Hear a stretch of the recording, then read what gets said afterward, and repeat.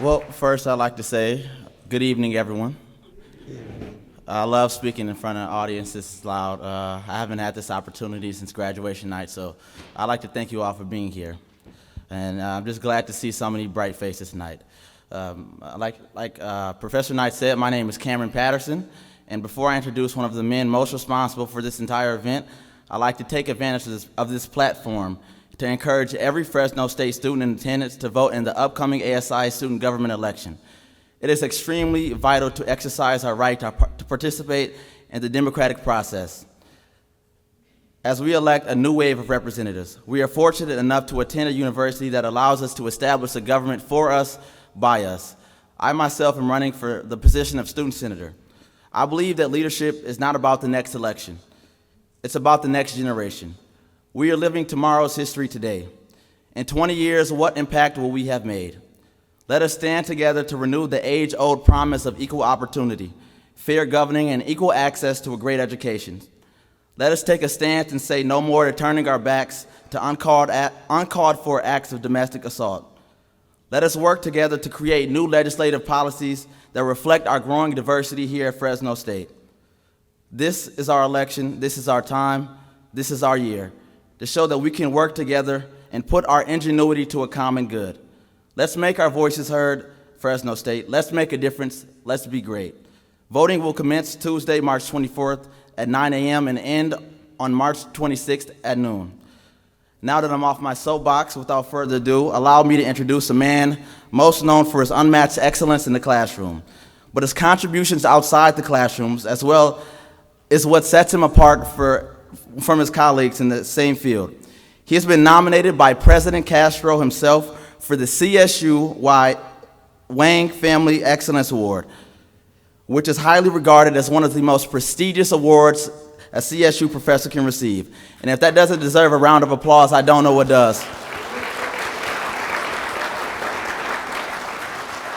And this award means that he is among the top 13 social science research professor in the entire CSU system. He received his Master's of Arts degree in Africana Studies from Temple University with honors. He later received his graduate certificate for Africana Studies, as well as a university-level teaching certificate from Claremont University.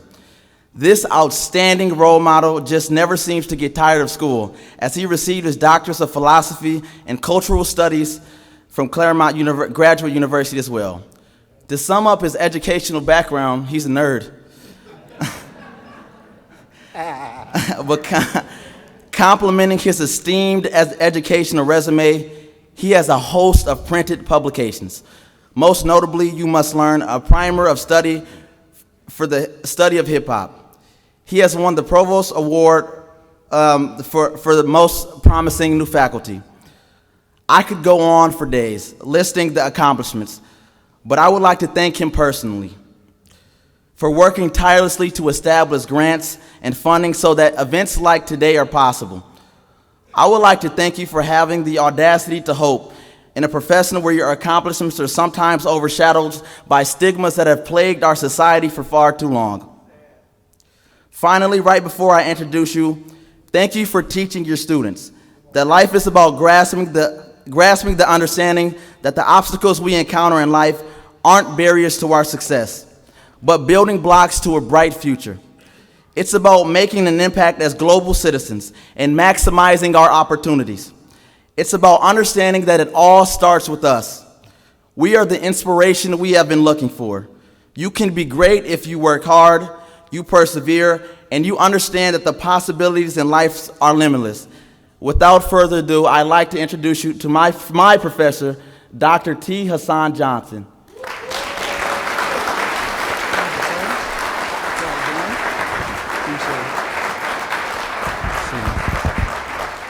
Okay, can you hear?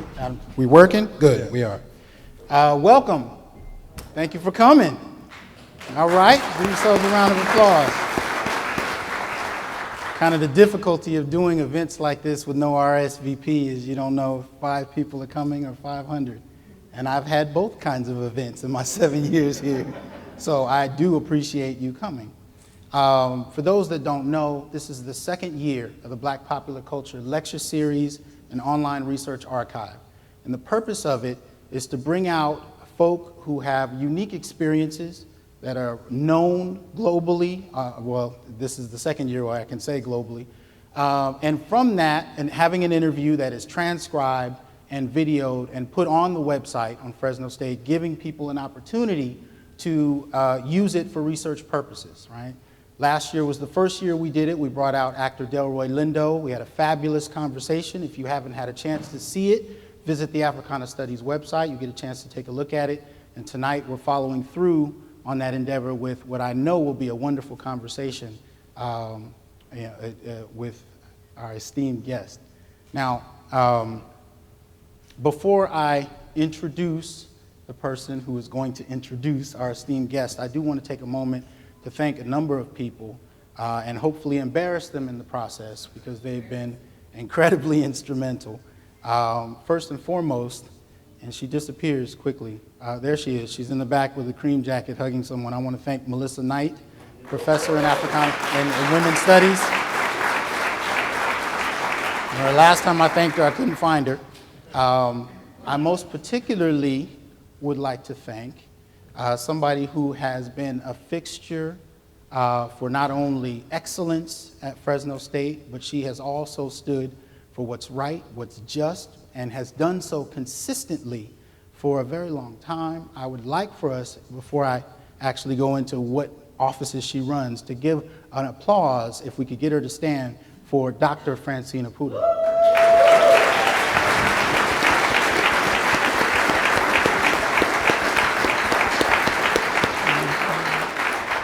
She runs the Cultural Valley Heritage Institute and Women's Resource Center, and she is also presiding over Black Faculty and Staff Association, and she was one of the first to offer support when I just mentioned what was going on. Matter of fact, actually, I think it might have been before I actually had a formal conversation.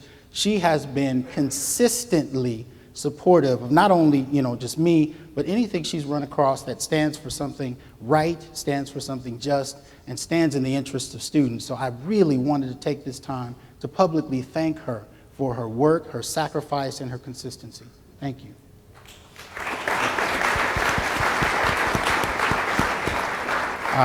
I also wanted to take a moment to thank another person of significance. I want to make sure I cover everybody. This person actually is a student, and he is responsible for tonight in many ways because he has been a 46-year friend of our guest tonight. And without him, I don't believe this evening would be happening.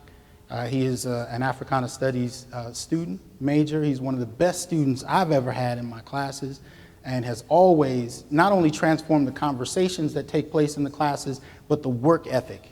He embarrasses his classmates and then goes and meets with them outside of class, and then they all come back to class ready on a whole nother level. So if we can just quickly acknowledge Mr. Gary Willis.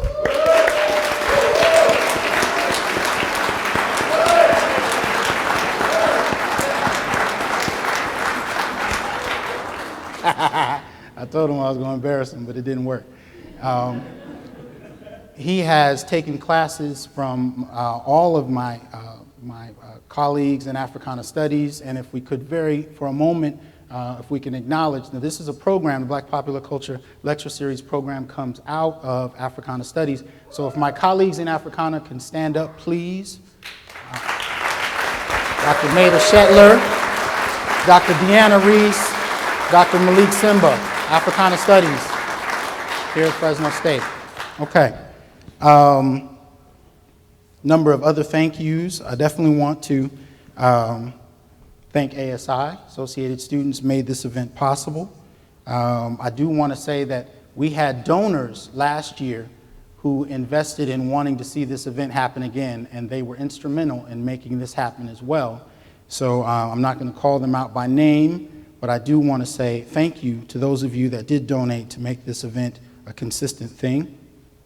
I want to also acknowledge the young men that were instrumental in the student component of this event, the Onyx Black Male Collective. They actually were not only instrumental in making sure the student component happened, but many of them are working the room even tonight to help the event happen.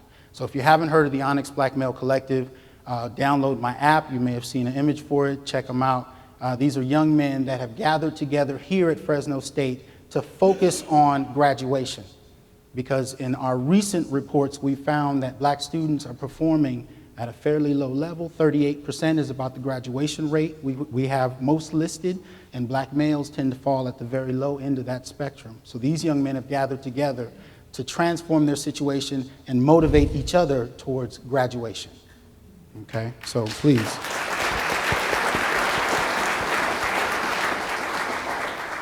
Okay, and I would like to thank the College of Social Sciences, and very particularly President Castro, who is the definition of cool under fire.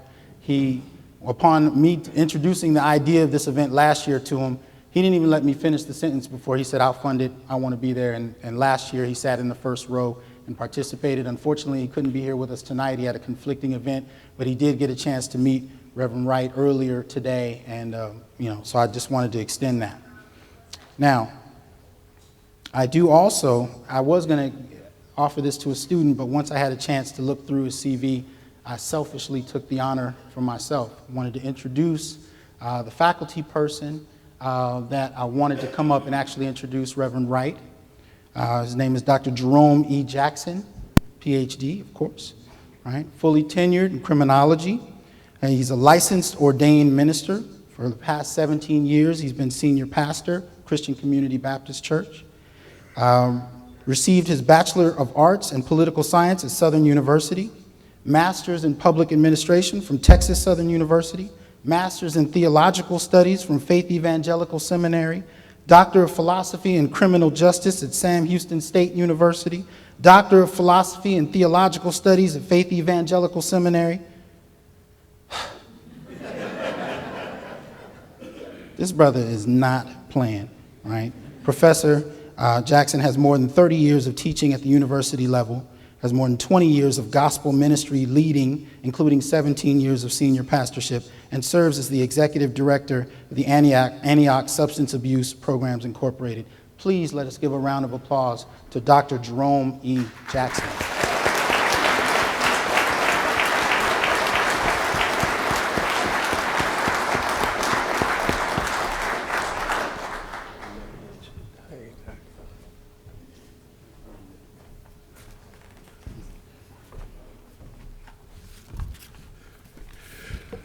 Good evening again. Good evening.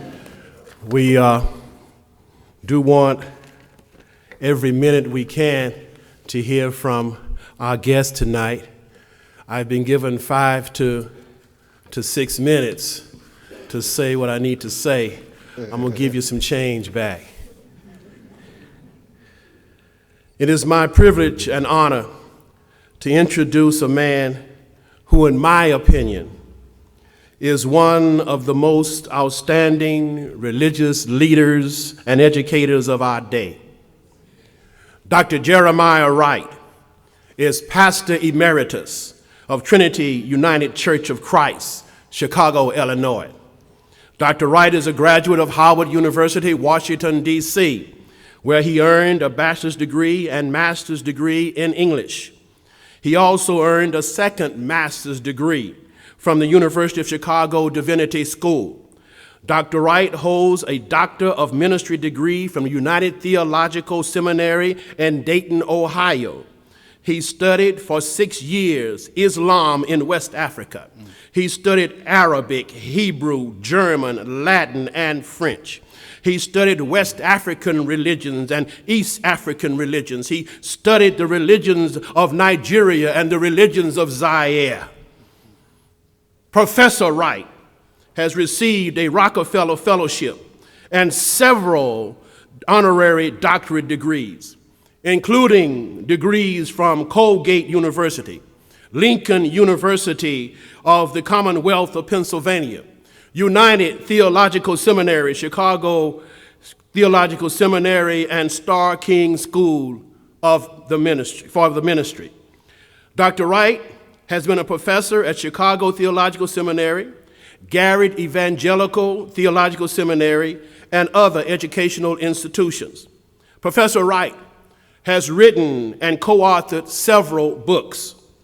Dr. Wright was named one of Ebony Magazine's top 15 preachers in this country. Professor Wright has served on the Board of Trustees of Virginia Union University, Chicago Theological Seminary, and City College of Chicago. He's also served on the Board of Directors of Evangelical Health Systems, the Black Theological Project, and the Center for New Horizons, and the Malcolm X School of Nursing, and on boards and committees of other religious and civic organizations. Dr. Jeremiah Wright has been recognized as an outstanding individual whose life exemplifies the commitment and vision of service of George Washington Carver. Dr. Wright has been and continues to be a national leader in promoting theological education and the preparation of seminarians for the African American church. So again, my brothers and sisters, my friends and colleagues, I present to you with great pleasure Dr. Jeremiah A. Wright, Jr.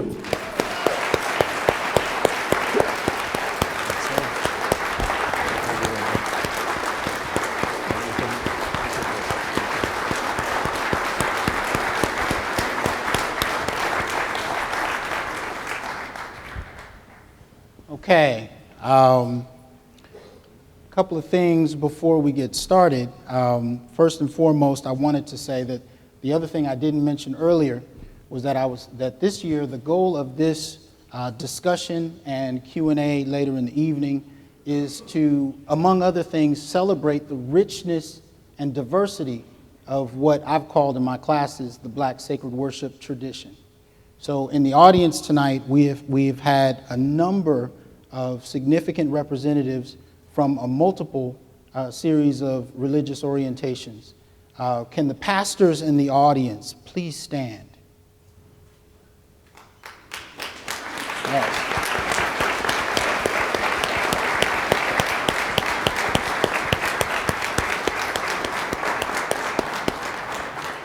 I apologize for the sake of time that I didn't get a chance to go through each person because we will be here until tomorrow if we can. Also, we have representatives of the Muslim community. In particular, I invited Imam Abdullah Shaheed Muhammad. Is Imam Muhammad here? There he is. Thank you. And also in representation of, now Imam Muhammad represents the Muslim American community. We had one member that I invited from the Nation of Islam in representation, Brother Daryl Muhammad. Daryl, you here? Okay. He'll probably be walking in soon. So I wanted this as much as possible, and for those that may be here in representation of other faiths, other traditions, I do want to welcome you. I wanted this to be a celebration because there's a richness and a diversity to this Black experience that speaks to faith in a lot of different ways in a lot of different contexts. So hopefully in the course of the evening and the discussion, we'll get a chance to tease some of that out. Now, I wanted to start tonight by showing a short clip that gives us a little background of not only our guest, but also the church that he built, helped build. I don't want to say it was there before him, but when you go from 87 to 8,000, can you use the word built? I'm just saying, that's fairly significant. Now, these two lights here are going to have to stay on because they're recording. We haven't had a chance to test this, so I don't know how it'll play against the image on the screen, but we're going to watch a few minutes of this clip just to get a sense of the church community that our guest comes out of. So if we can get the lights in the back, please.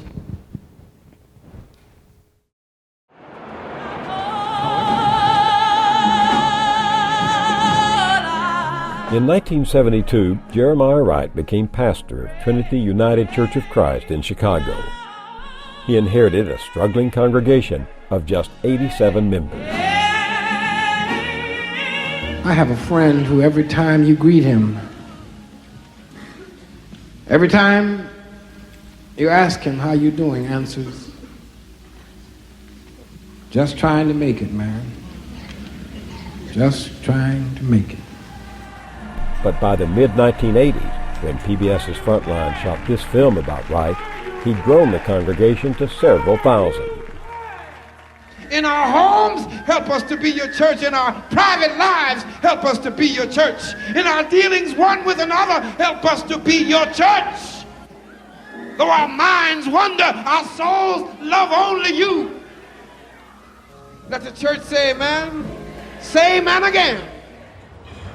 Trinity Church is located in a largely black neighborhood on the south side of Chicago, a mixture of working-class people and the poor. Unfortunately, most churches now are status quo. And so that, to the extent they're not trying to feed the poor, and they're not trying to find hookup jobs and people, they're not concerned about the lowest, the least, the left out. They're not concerned about the youth. They're concerned about, let me come here on a Sunday, hear something that tells me I'm okay, and I'm going back to where I've been going. Don't rock the boat. How about the fact that we have pledged to take what we've got as black people and put it back into the black community? That's what I want to ask you. He challenged his growing congregation not to lose sight of the needs of their neighbors. I want to be a vehicle designer. That meant soup kitchens, daycare, drug and legal counseling, and mentoring for young people. I've watched TV and looked at lawyers through the past years, and I basically like, the field of being a lawyer. It's really exciting. As a matter of fact, there are a couple lawyers here in the church that maybe we can just hook you up with. Well, I like to be a doctor. You can't beat what you ain't seen. And so many of our young boys haven't seen nothing but the gangs and the pimps and the brothers on the corner. They've never sat and talked to lawyers. They've never sat and talked to a man, a black man with 2-3 degrees. They've never had a chance. They never had an option in terms of thinking, I can do this, I can be this. They see a doctor when they're sick. They don't get to sit and talk. Me go to med school. They don't talk to somebody who writes programs and analyzes systems and computers. A black guy, I can do this. I can never have their horizons lifted. Commitment to the black community. 3, Commitment to the black family. 4. He spoke out about racism, from segregation in America's cities to the apartheid regime of South Africa. What the word says about racism comes through loud and clear. Botha is wrong. South Africa is wrong. Apartheid is wrong. Oppression is wrong. Anybody who feels white skin is superior to black skin is wrong. Around that time, a young Barack Obama came to Chicago and went to work as a community organizer on the South Side. As he describes in his book, Obama was a religious skeptic at first and sought out Pastor Wright for his knowledge of the neighborhood. But soon, Obama began attending Sunday services and in 1988 was baptized there as a Christian.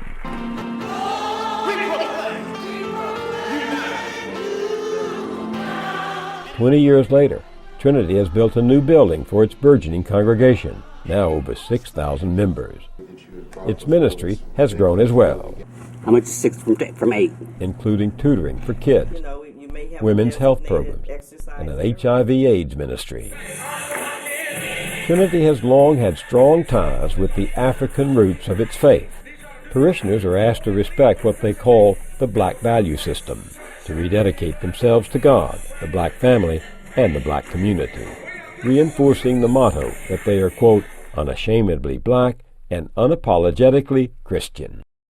You see the connection to Africa in the stained glass windows Wright installed in the new church. They depict many of the biblical stories that took place there. We wanted our stained glass windows to tell the story of the centrality of Africans in the role of Christianity from its inception up until the present day. We played some interesting games educationally with the kids to help kids understand.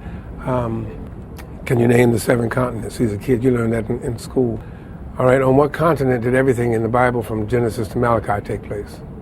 And they'll give you an 8th continent, the Middle East. No, you just named 7 continents. What continent do these things take place on in your Bible?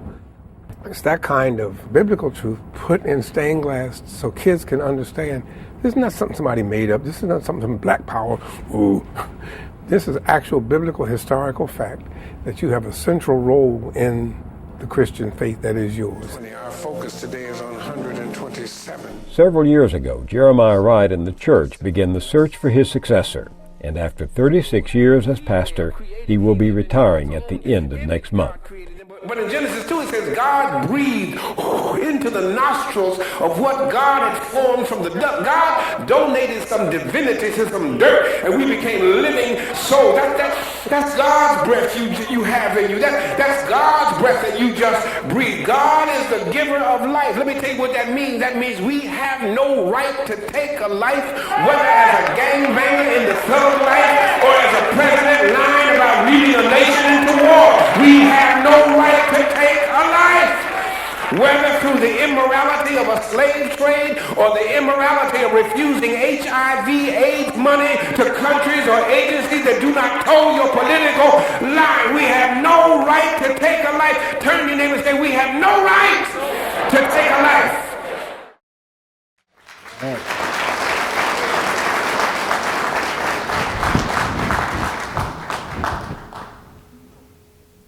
Had a chance to spend some time with them today, and I'm going to tell you the secret joy of being a professor is you get to meet with your heroes.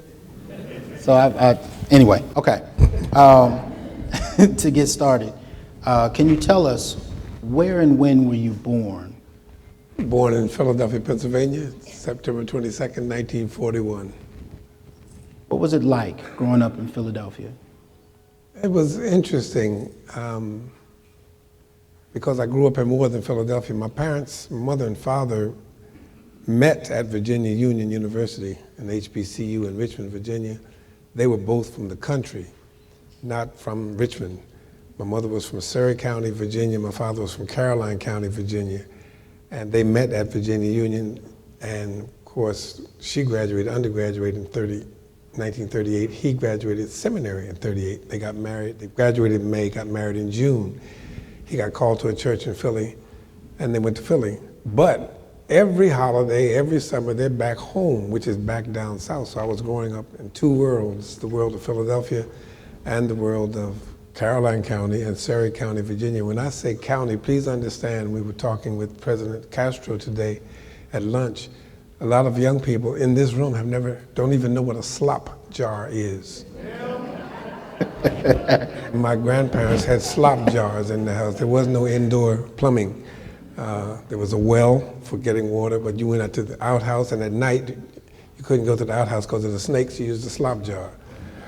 So that's my world was between that and the Philadelphia. In Philadelphia, what was really interesting and different for me was when we moved into a neighborhood, it was 50-50 black, white.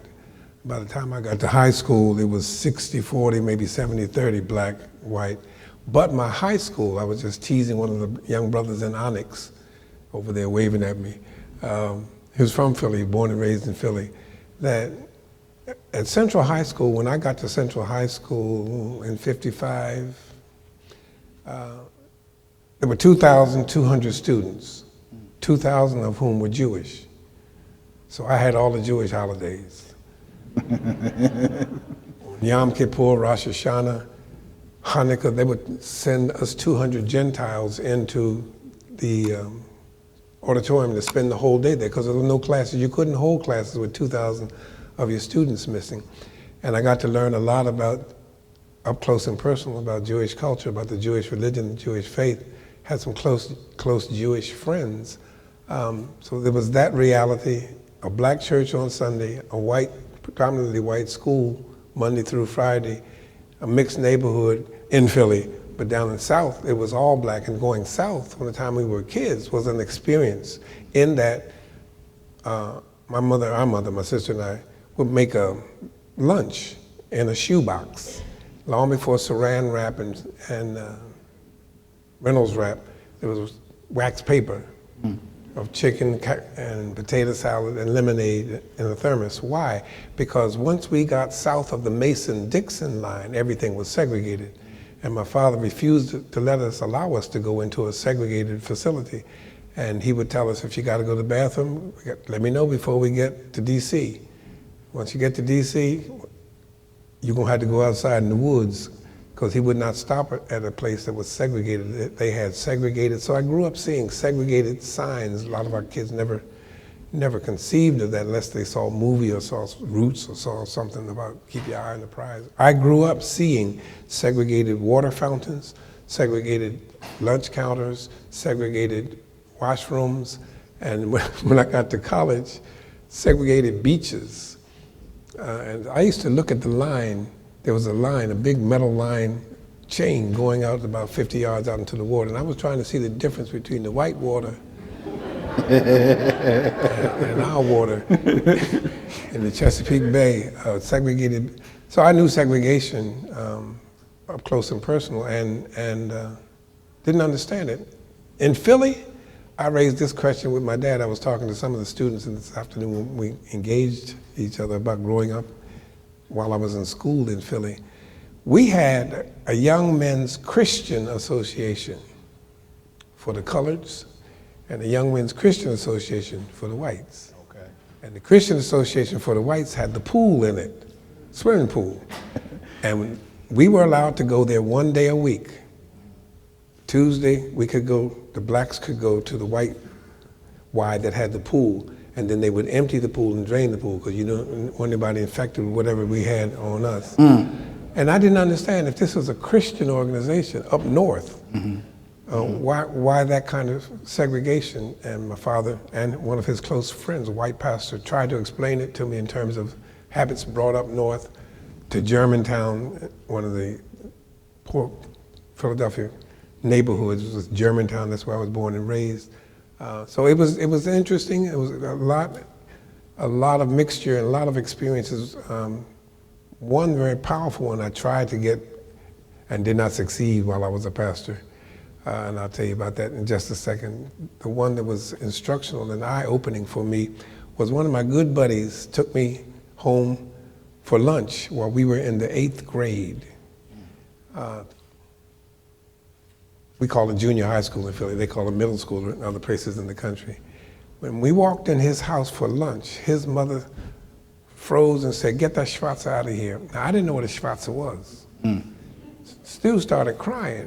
"What's wrong, man? Let's go to your house. Let's go to your house." I took him to my house, and we had lunch, went back to school in the afternoon. At 3 o'clock, 3:15, when we got out of school, he came back to my house. And he stayed there. We were doing homework and laughing and talking. At dinner time, my father said, "Don't you have a house to go to for dinner? Aren't you going home?" And he started crying again. And my father said, "What's wrong?" And he told him what happened at lunch. Now, my father spoke German. In fact, Daddy had that old German script where you have, it looks like an F and it's 2 S's. He spoke that old German stuff and read it. And when Stu told him what happened, he put Stu and me in his car. And we drove to Stu's house, and when we got out and walked in the house, he started speaking to her in Yiddish, which blew her mind, and said to her, "Be very careful the names you call people, because kids, just like the movie South Pacific, have to be taught to hate, and they learn from their parents." I'm still trying to figure out, what's Schwarzer? They knew it was a little private conversation going on. Of course, later on, when I studied German, I found out what Schwarzer was. But the positive thing I learned from the Jewish culture that I loved and wanted to imitate in the black church, even here in Fresno. All of my Jewish friends in high school, Monday, Wednesday, and Friday were given an early dismissal. Why? Because they had to go to synagogue school. Because in synagogue school, they learned their own history and their own heritage. And I maintained the whole time I was a pastor that the black church needed to do the same thing. While we sitting around waiting for the public school system to start teaching black history, which they ain't gonna do, we need to have our own schools and our own churches like the synagogues had them for the Jewish people. But that's what it was like. It was a mixed bag of a lot of different experiences in Philly and in Virginia, both Caroline County and Surrey County. A private personal pastoral PK joke. You're a PK. I hated Christmas when I was growing up as a kid. I hated Christmas. Why?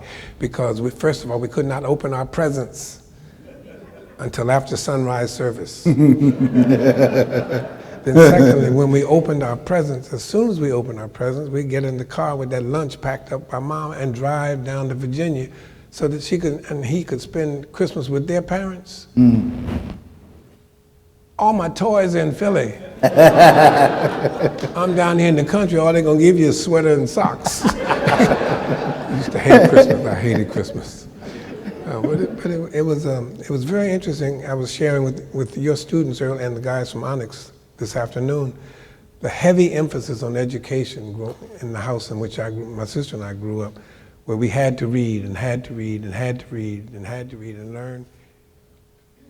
Every day you had to learn something new. And what I was telling, I didn't get a chance to tell you kids this afternoon, your students, I'm showing my age. At dinner time, here's how dinner went every day. Now my mother finished, listen carefully, she finished undergraduate at 17. Had her first master's at 19. Get it. Second master's about 21. She ended up with a doctorate from the University of Pennsylvania. All right? Daddy had a Bachelor of Theology, Bachelor of Arts, Master of Divinity, and Master of Sacred Theology. So here's how dinner went. All of you parents here, pick up on this. Not, how was school today? If you say, how was school today, the kids got to easy up. Fine. End of conversation. Well, first of all, I know that for some of your younger students at Fresno State, I just used a foreign word. Conversation at a dinner table. Not where you pass through the kitchen, get your plate, and go to your room with your flat screen and do what you know. We all sat down to eat as a family each night, and each night they would do this. They would start with my sister, she's 16 months older than I. They would start with her and they would say, not how was school today, what did you do in English today? What did you do in history today? What did you do in algebra today? They go subject by subject by subject. First her, because she's older, and then me. And you couldn't BS because they knew, I mean, these are educators, right? One day I never will forget, I should not tell this, especially because you're taping it for posterity's sake. As I said, I got all the Jewish holidays, and some days I got tired of just sitting in the auditorium all day. So one of the things I mastered very early in life was how to write your signature. I write my daddy's signature for early dismissal. So I could go be with my girlfriend rather than sit in the auditorium all day long. And that day that I wrote my dad's signature, went over to West Philly High School to see my little girl when she went to Overbrook High School. When I got, they acted like nothing had happened, nothing was wrong. We sat down a regular routine at dinner time. And when they got to me, they started with history, then they went to trigonometry. Then Daddy said, in English? I said, well, we're doing Shakespeare. He said, oh, I like Shakespeare. What are you doing, prose, poetry, plays? I said, it's plays. He said, which plays? Midsummer Night's Dream. He said, no, that was yesterday. Today was The Tempest. He was my substitute in my English class, and I was signed his name. Ooh, I was in trouble. But to have parents who not only had conversation, but who knew what you were studying and knew what you should be learning in those classes. So you had a liberal arts dad and a scientific mom with a degree, advanced master's and doctorate. She did her first master's at the University of Chicago in mathematics, her second one UP in education, and a terminal degree from U of P. So, but they made sure you didn't BS or try to BS about studying, and they kept you on target, on task, and it was interesting. Tell us about him. That's me. Let's see. I was born in 51, so I was 41, so I was 10 years old, preacher's kid, growing up, of course, in the church, a small church. It was not a mega church. Maybe we had 200, 250 members, and church was all day long. Sunday school at 9:30, 11 o'clock worship service, 3 o'clock afternoon service, 5 o'clock BYPU, 6:30, 7 o'clock evening service. You could not take off your shirt and tie on a Sunday, because that's of the devil. We had to stay choked up in shirts and ties, could not play ball, could not do anything. Now, my grandparents moved in, that was when I was 10, but when I was in the 7th grade, which would be what, 12, 13, my grandparents My parents moved our grandparents into our home with us from down the country. My grandmother had early stages, today called Alzheimer's, dementia back then, and Grandpa could not be a caregiver, so they moved him. They did not believe in senior citizen homes, they did not believe in nursing homes, they did not believe in senior assisted living quarters. They moved him into our house with us. And that meant moving an old time. Now my grandfather, her father, who moved into our house with us, he was, I was sharing with President Castro today, he was a phenomenon in that he was 20 years old when he was let off the plantation with no education whatsoever. And at 20, he went and got a diploma from elementary school, finished high school, undergraduate at Virginia Union, and finished seminary in 1902. I have his diploma hanging on my wall today. Seminary, all right? But he's old school, Southern Virginia Baptist. That meant no doo-wops. I was talking to the ASL people. They wanted to know which doo-wops I was going to do from the stylistic. They've been practicing all week on You Are Everything. But we couldn't have doo-wops in the house. We could not play cards in the house. Grandpa didn't play that. That's sinful. You're going straight to hell. So we had to sneak out of the house to play pinochle and Philly. Because Grandpa didn't. So in my house, what normal teenager. In fact, I've often talked to our teenagers, not only my youngest grandson, but the teenagers at the church when I was a pastor. My mother would roll over in her grave if she could hear what our teenagers heard today. The first instance, and then what happened to me with my dad is the second instance with my mother. When I was a paper boy,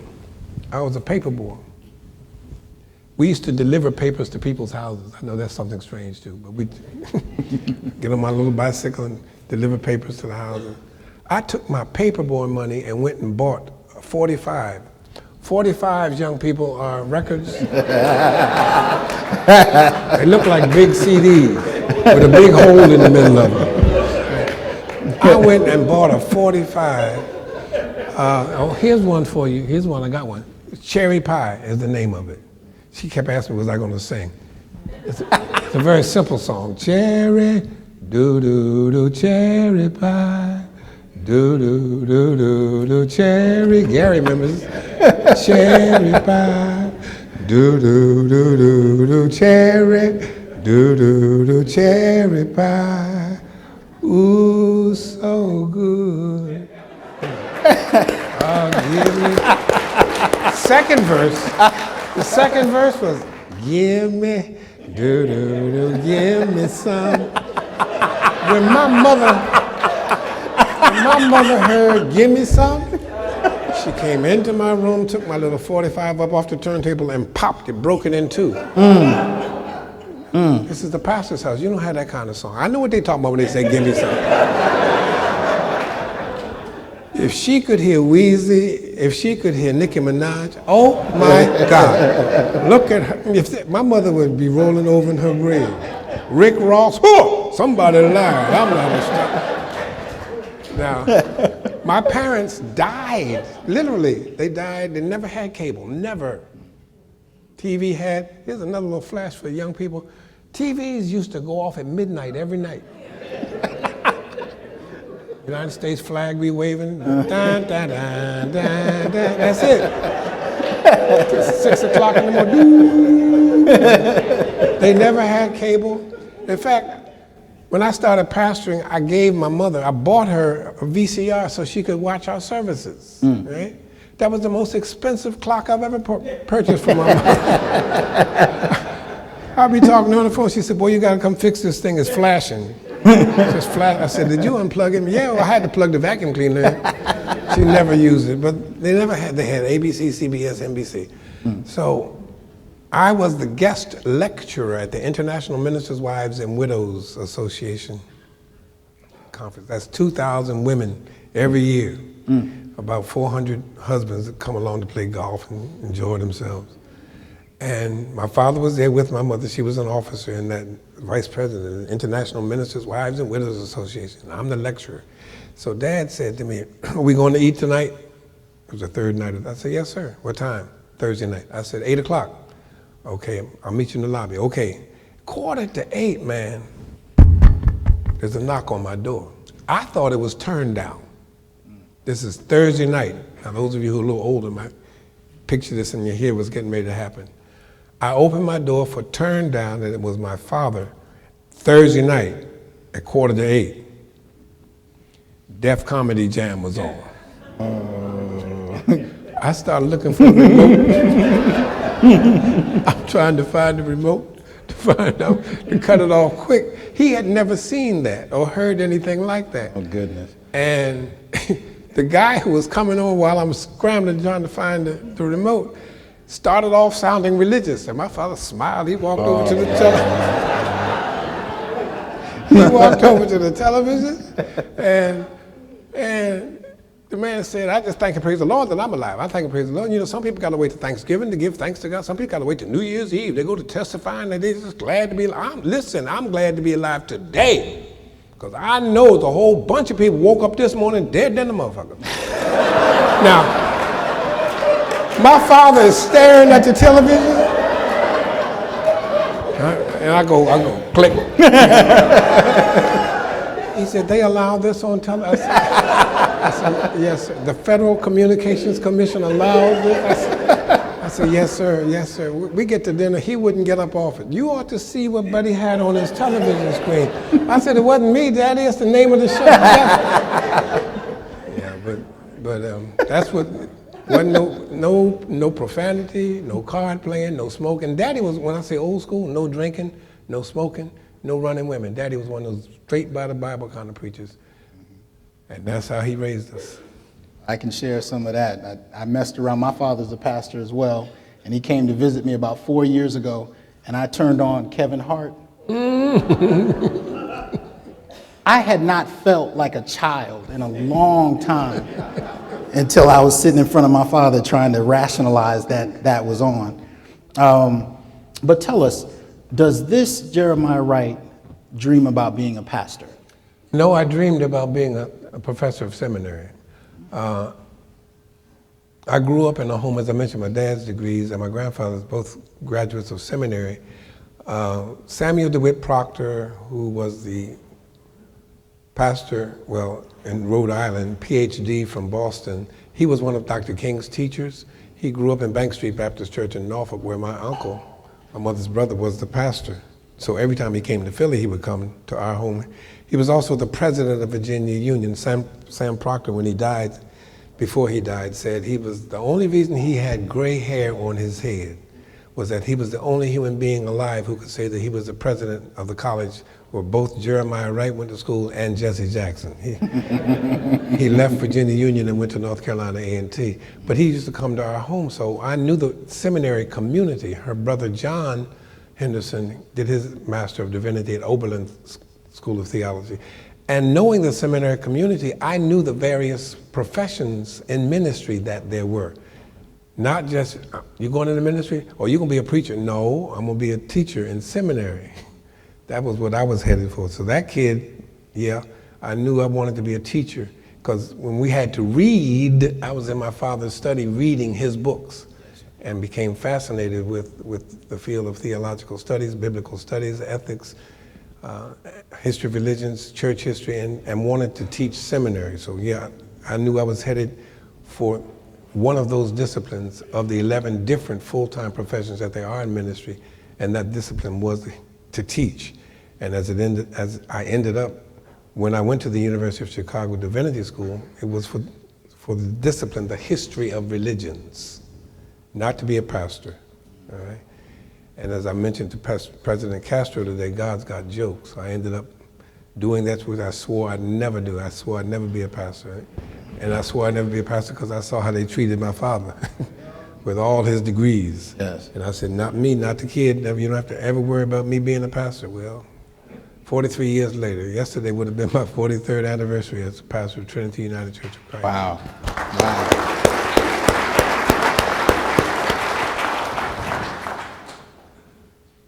I just had to show this one, because I just thought this one was too cool. I had to show this one.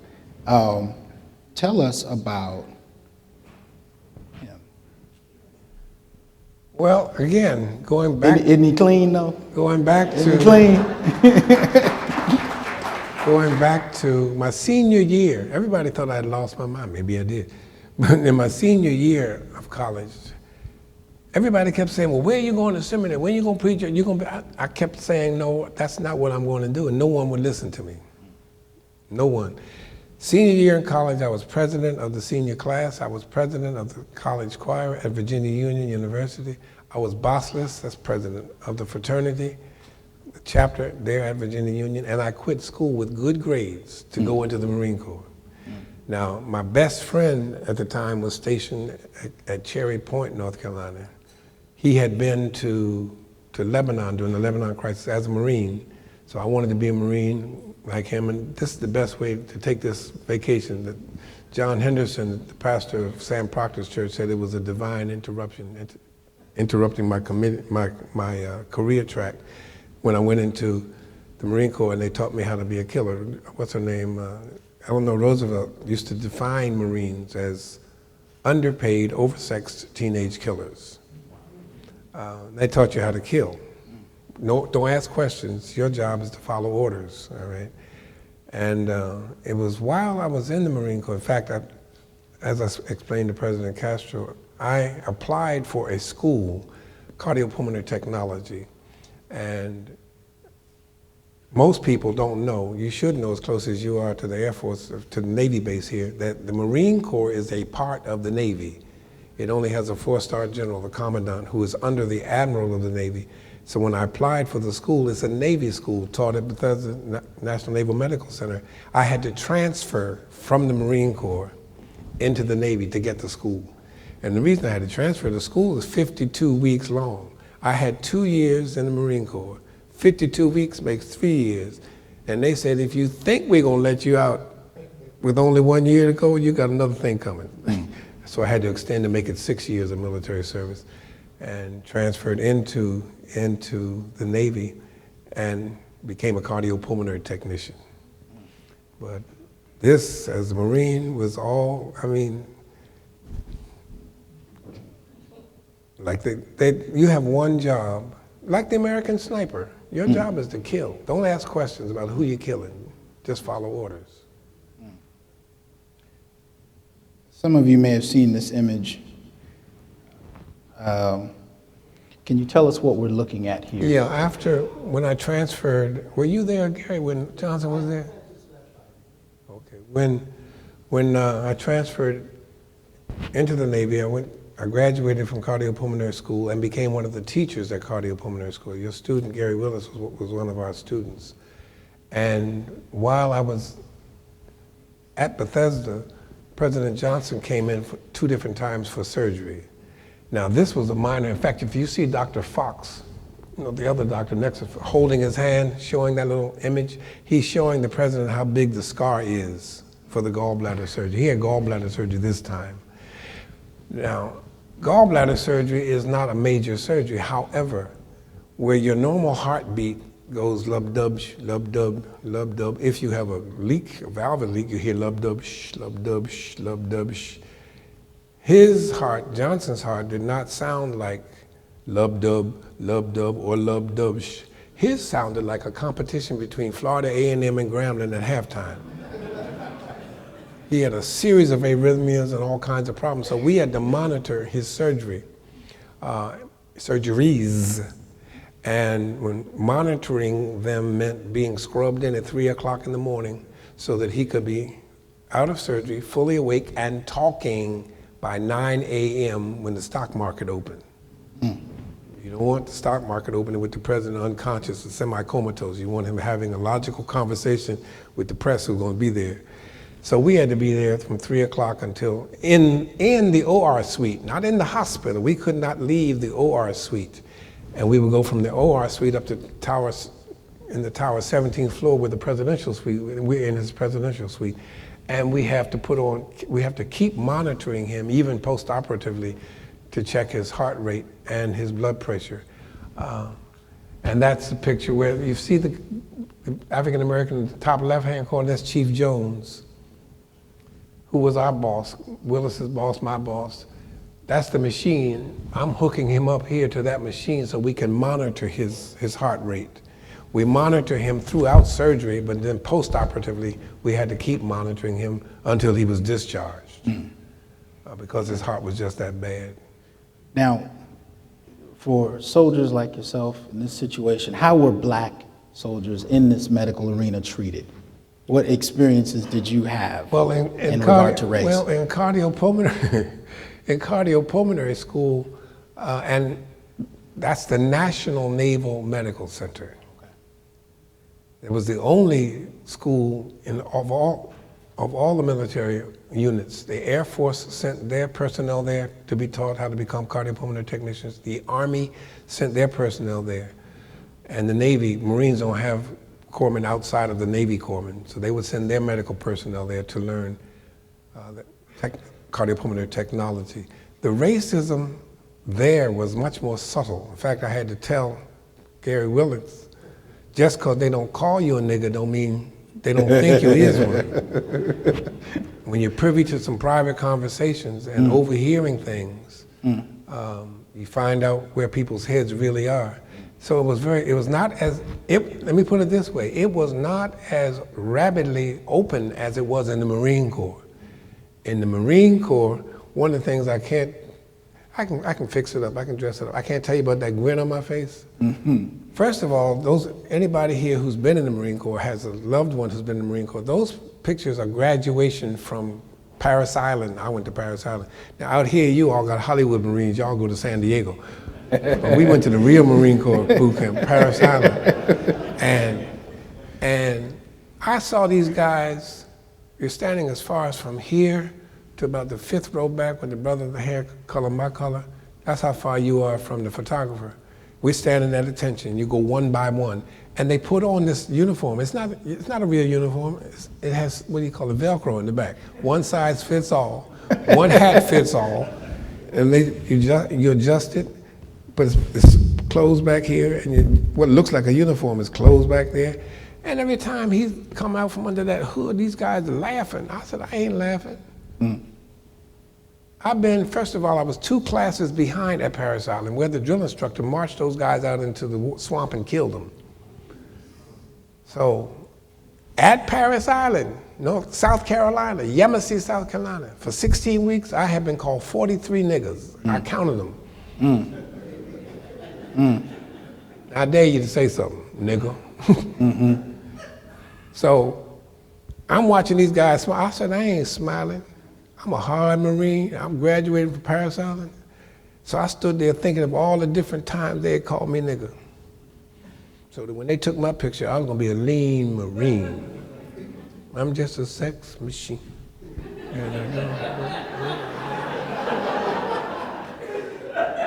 You know what? I didn't know interpreters were that deep into it. This is a lesson for me, boy. I had my mean, lean Marine look on my face. Right? I went over there. They put the uniform on me. Times he talked about my mama. Times he talked about my girlfriend. And he comes out from underneath this hood. Photographer says, you ready? Yeah. I'm gonna clean it up. He said, Punani. And I did that. I broke into a big, broad grin. He snapped. There's another word for Punani that he used. And my mother said, why are you grinning so broadly in this picture? I said, you really don't want to know. But the overt racism of Parris Island or the Marine Corps was much, much, much, much different in the Navy. Now, where I was stationed in the Navy at a hospital, 71, right after I got out, the riots on the USS Wilmington showed that the racism in the Navy was, USS Wilmington, the Navy ship, was just as rampant, and guys would get into it physically with weapons. But it was much more subtle and much more low key. Because please remember, what year is that on there? You do remember the civil rights movement is still going on. So when we're sitting in Squad Bay, being the Navy has to have 1/3 of its personnel aboard ship or aboard a land facility like this at all times. So that meant you had to stay overnight, depending on what rank you were. A certain lower ranks, E1, E2, E3, they had to stay almost every other night. E4, E5, we stayed 4 nights, 5 nights. And when you're off duty together, and they're showing television scenes of King and water hoses in Birmingham and places, Montgomery, that guy from the Air Force and the guy from the Army would sit there and laugh and they're talking and say, look at them niggers. Now we're off duty. Yeah. So what are you gonna say? You gonna start a fight and get court-martialed? No. So it was, the racism was there, yes. But it was not as pronounced as it was either at Paris Island or Camp Lejeune, North Carolina. So how did you transition from military to this movement that's happening, right? And the students, you guys have recently, I'm sure, watched Selma, right, to get a sense of the climate of the times. Others of you in the audience may have been there. How did that transition in your life take place? Well, before I went into the military, I had been in the sit-ins.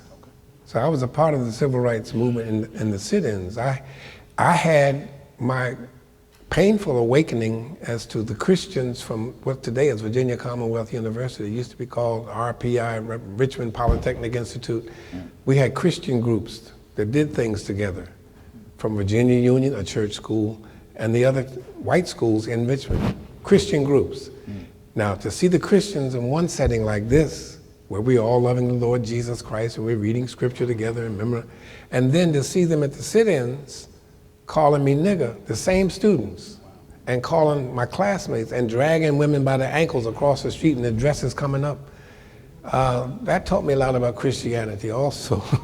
So that the transition was before I went into service. I knew about what was going on. I knew the mood of the South. Please remember, I grew up understanding segregation, segregated facilities. So when we took part in the desegregation of those facilities, I understood clearly what was going on during those hours and during those times. And the black guys who were stationed both in Bethesda and at Camp Lejeune, they understood clearly what it is. You've raised your hand to protect and defend against all enemies, foreign and domestic, a country that dishonors you, that does not see you as a human being, that sees you as less than human, historically has commodified your body as something you can buy and sell.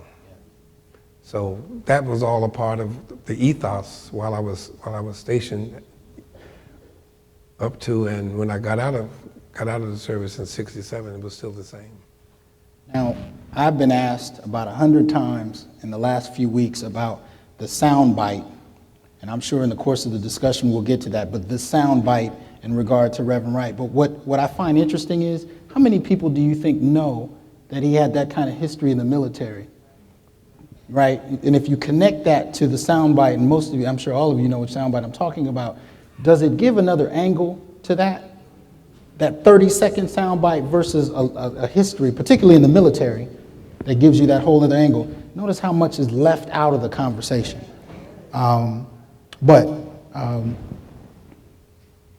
This gentleman here, how do we go from military to that gentleman? I was still with Gary when it happened. One of the things in terms of my own personal sojourn, is that the discrepancies between the profession of Christianity as articulated in the black and white church and the reality of that same Christianity with white racists and black charlatans and BSers made me leave the church. I left the church. Now, the only time I go to church was I go home to Philadelphia. I ain't stupid. But I didn't go to church. I didn't do church.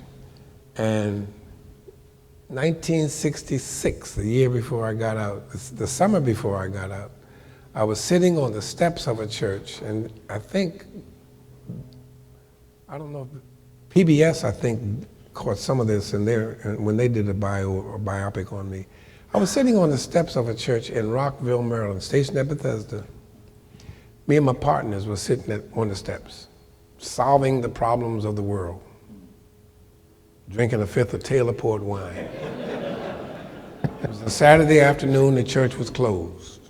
All right?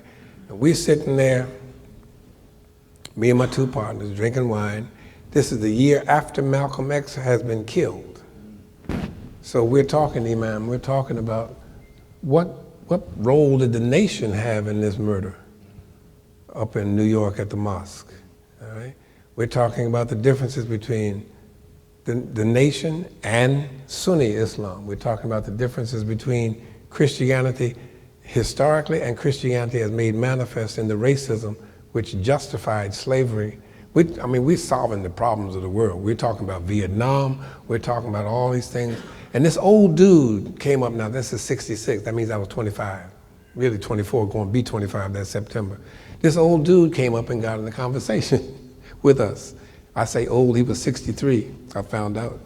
And while talking, he tried to interject and be apologetic for Christianity, and I cut him to shreds, you know. And I offered one of my partners something to drink, I almost called his name, and he said, no, thank you. No, thank you. That's more for me, you know. And I offered him, he didn't want to drink. You guys don't want to. They knew, because they were from around there, that this old dude was the pastor of this church whose steps we were sitting on. Well, by this time, man, I had this much wine left in the bottle. Hey, it's on like neck bones. It's going down like 4 flat tires. You think I'm gonna back up now? I'm free, black, and 21. We got into it. They left us there. Those two guys left the old dude, Reverend Dr. Houston Brooks. As it turned out, his son was Henry Brooks, professor of ethics at Colgate Rochester Divinity School. So he wasn't no dummy. He wasn't no slouch. And we got into this long argument discussion. And at 3.5, 4 hour mark of our talking, he said, I have a question I want to ask you. And I don't want you to answer it today. It ain't got nothing to do with the wine. The wine's been gone.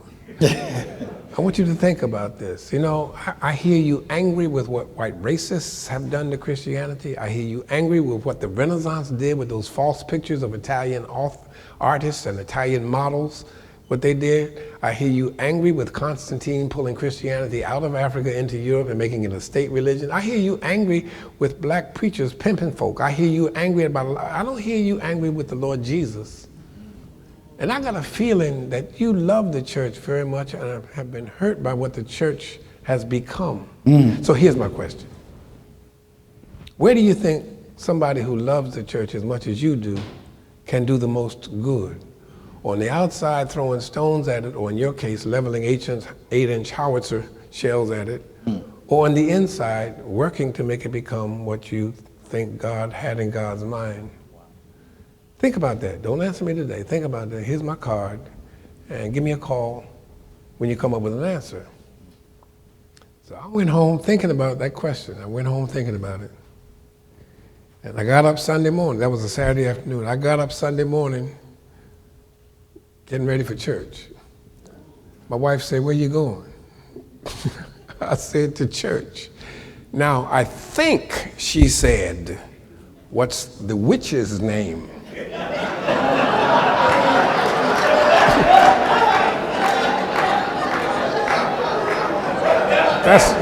It rhymed.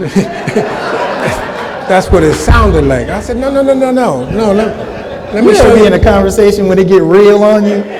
I showed her this card. I said, I met this old dude yesterday. He had a good rap, but I want to see what his worship services were like. Come on, go in. No, we don't do church. That's your thing. So I went critical. I went with pen and pad to criticize everything going on in that service. And he preached from Matthew 16 that day. They came into the coast of Caesarea Philippi. And we had talked about Caesarea Philippi the day before. What are you doing with a country, or a city, pardon me, in North Africa named Caesar Philip? Because the Romans colonized North Africa. So we had talked about that the day before. They came into the coast of Caesarea Philippi. I said, yeah, we talked about that yesterday. Jesus said to his disciples, who do men say that I am? And they said, let me give you the good answers, Jay. Elijah, Jeremiah, one of the prophets.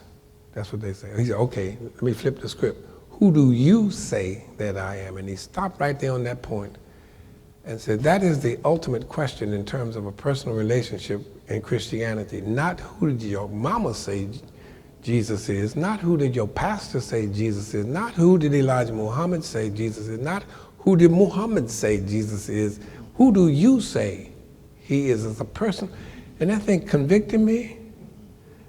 And I hung around after church to talk to him and ended up being ordained by him and his assistant pastor. He took me from drinking wine on the steps of the church to serving wine and communion inside the church. So that's how you end up. Tell us, what is Black liberation theology, and where does this come in your experience? Well, as I was explaining 2 or 3 times today, starting at breakfast this morning with the ministers from Fresno, and I didn't say this, and I should have. All theology is contextual. Now, that's number one. You got to remember that, because a lot of folks who are outside of the Black church tradition try to make it sound like something's wrong with Black theology. Your theology is contextual. It is done from the context of your Sitz im Leben, your place in life. German theology. And by the way, Dietrich Bonhoeffer got his theology from Abyssinian Baptist Church in Harlem. He was a member there. He took that back and went up against Hitler, got him put to death, but he saw what Abyssinian was doing for the least, the poor, the homeless, and he took that theology. It's contextual.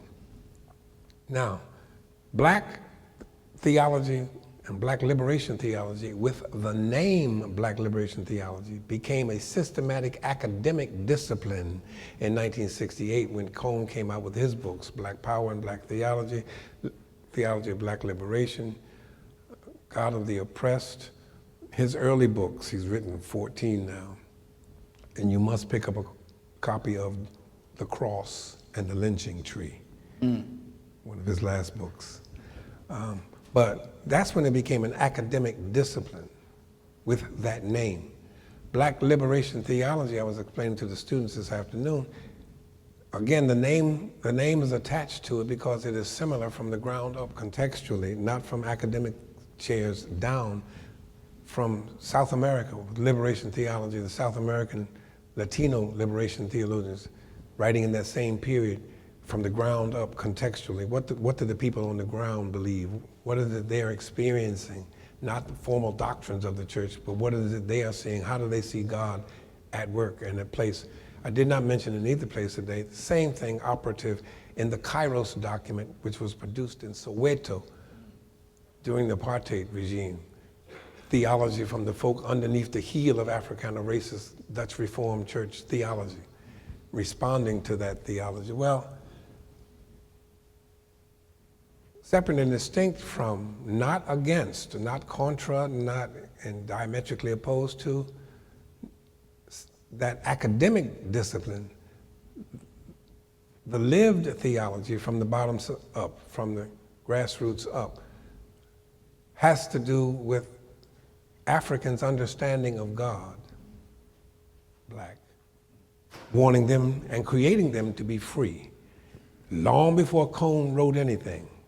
And as I have tried to show today in a couple of places, conversations going on today on campus, when the first African said or sang, "Before I'd be a slave, I'd be buried in my grave and go home to my God and be free." That's Black liberation theology. I'm not buying into your definition of me. I'm not going to let you define me. I'm not going to be a slave. I'm not going to be property. I'm not going to be a piece. I'm not going to be commodified. I'm free. All God's children got shoes. And when I get to heaven, I'm going to put on my shoes and walk all over God. I can't walk all over any place down here because I'm Black, but I'm going to walk all over. Why? Because everybody talking about heaven, Mr. White Man, ain't going there. That's Black liberation theology, and it has been in existence since Europeans tried to dehumanize, demonize, commodify Black bodies. In the L.H. Welchel calls it the European slave trade. He said, I wish you all stopped saying in your discipline, transatlantic slave trade. You blaming the Atlantic on slavery. The ocean ain't had nothing to do with that. That's the European slave trade. But ever since Africans reacted negatively to that dehumanization of white Christianity is how old black liberation theology is and has been. And Jim and I talk, we're good friends. Somebody asked me, was he a student of mine? Jim and I are the same age. He might be 2 years old, maybe 75, 74. We don't disagree, his is an academic discipline taught in the seminaries, all right? What I'm talking about is the religion of the folk. The same ones who produced the corpus of oral literature we know as the spirituals and the folk sermons. What is the folk theology? What are the people believing? Well, in that respect, it would seem that the rubber hit the surface as you're working in Chicago, applying this, dealing with a community.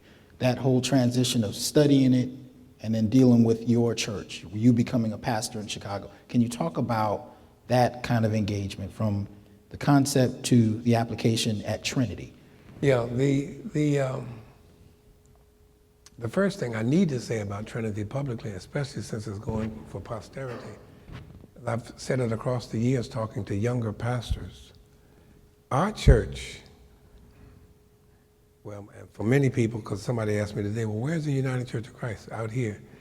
Our church, the United Church of Christ, is made up of 4 different denominations. The Congregational Church of New England, which had a long, sterling history in terms of its involvement with Africans.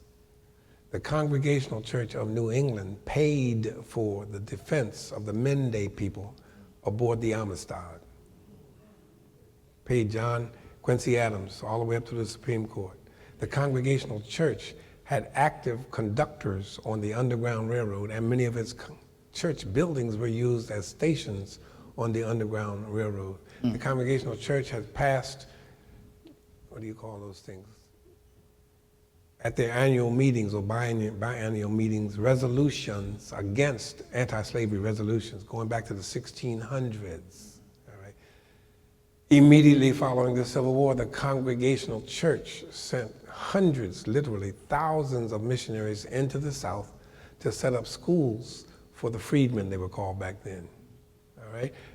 Our denomination, the Congregational Church, set up 500 schools in the South, 8 of which still exist today. You know them by the names of Fisk University, Tougaloo, Talladega, Lemoyne Owen, Houston Tillotson, Clark Atlanta. It used to be Atlanta University when Du Bois taught there. It was a Congregational church. And Howard University. The general for the Freedmen's Army, General Oliver O. Howard, is named, that's what Howard University. In the congregational, in the sanctuary of First Congregational Church is where the seminary was started at Howard University. Okay, the Congregational Church and the Christian Church, both are autonomous, were autonomous. The Christian Church is in the South. The Congregational Church was in New England. Those two merged in 1931 and became the Congregational-Christian Church. The other two denominations in our denomination were the Evangelical and Reformed, virtually no blacks in those denominations. They were German and Dutch. Some of them are older than the country. They came across the Atlantic as a congregation. The Evangelical Church had a strong track record in terms of not starting any black congregations, but in terms of health care and settlement houses during the Great Migration. They merged in 1934, so now you got Congregational Christian, Evangelical, and Reformed. In 57, they merged to become United Church of Christ. 57. Back 57, integration, really assimilation, was big in all of the predominantly white denominations who hoped for an integrated community.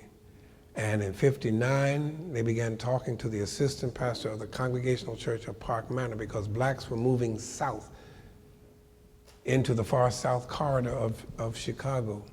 And when they started moving south, listen carefully, the denomination said, we need a church for the homeowners moving into this community. Now, Jesus can talk all that whosoever will he wants, but we don't want whosoever will. We want home-owning Negroes who know how to worship properly. Because the church was right next to the project. We don't want the people in the project. They ain't trying to start no church. That project been there since World War II. We don't want them. We want home-owning Negroes who know how to worship properly. They not only can speak the King's English properly, but they don't be shouting and falling out and waving their hands and hollering and carrying on. We have New England worship. That's how the church was started. And the founding pastor, we got letters where he wrote to the denomination saying we're still having trouble attracting our kind of people. When they built their first sanctuary, they would not put on the sanctuary. By now, 1961 is when Trinity was founded. That's 4 years after the United Church of Christ, right? They wouldn't put United Church of Christ on the sign because they didn't want black folk in the black community to think this was a Church of God in Christ or Church of Christ. So they put Trinity United Church, parenthesis, congregational, to show you what kind of worship we have. We have congregational worship. Okay. So 61 to 65, we had this nice little Negro church on the far south side of Chicago called Trinity United Church.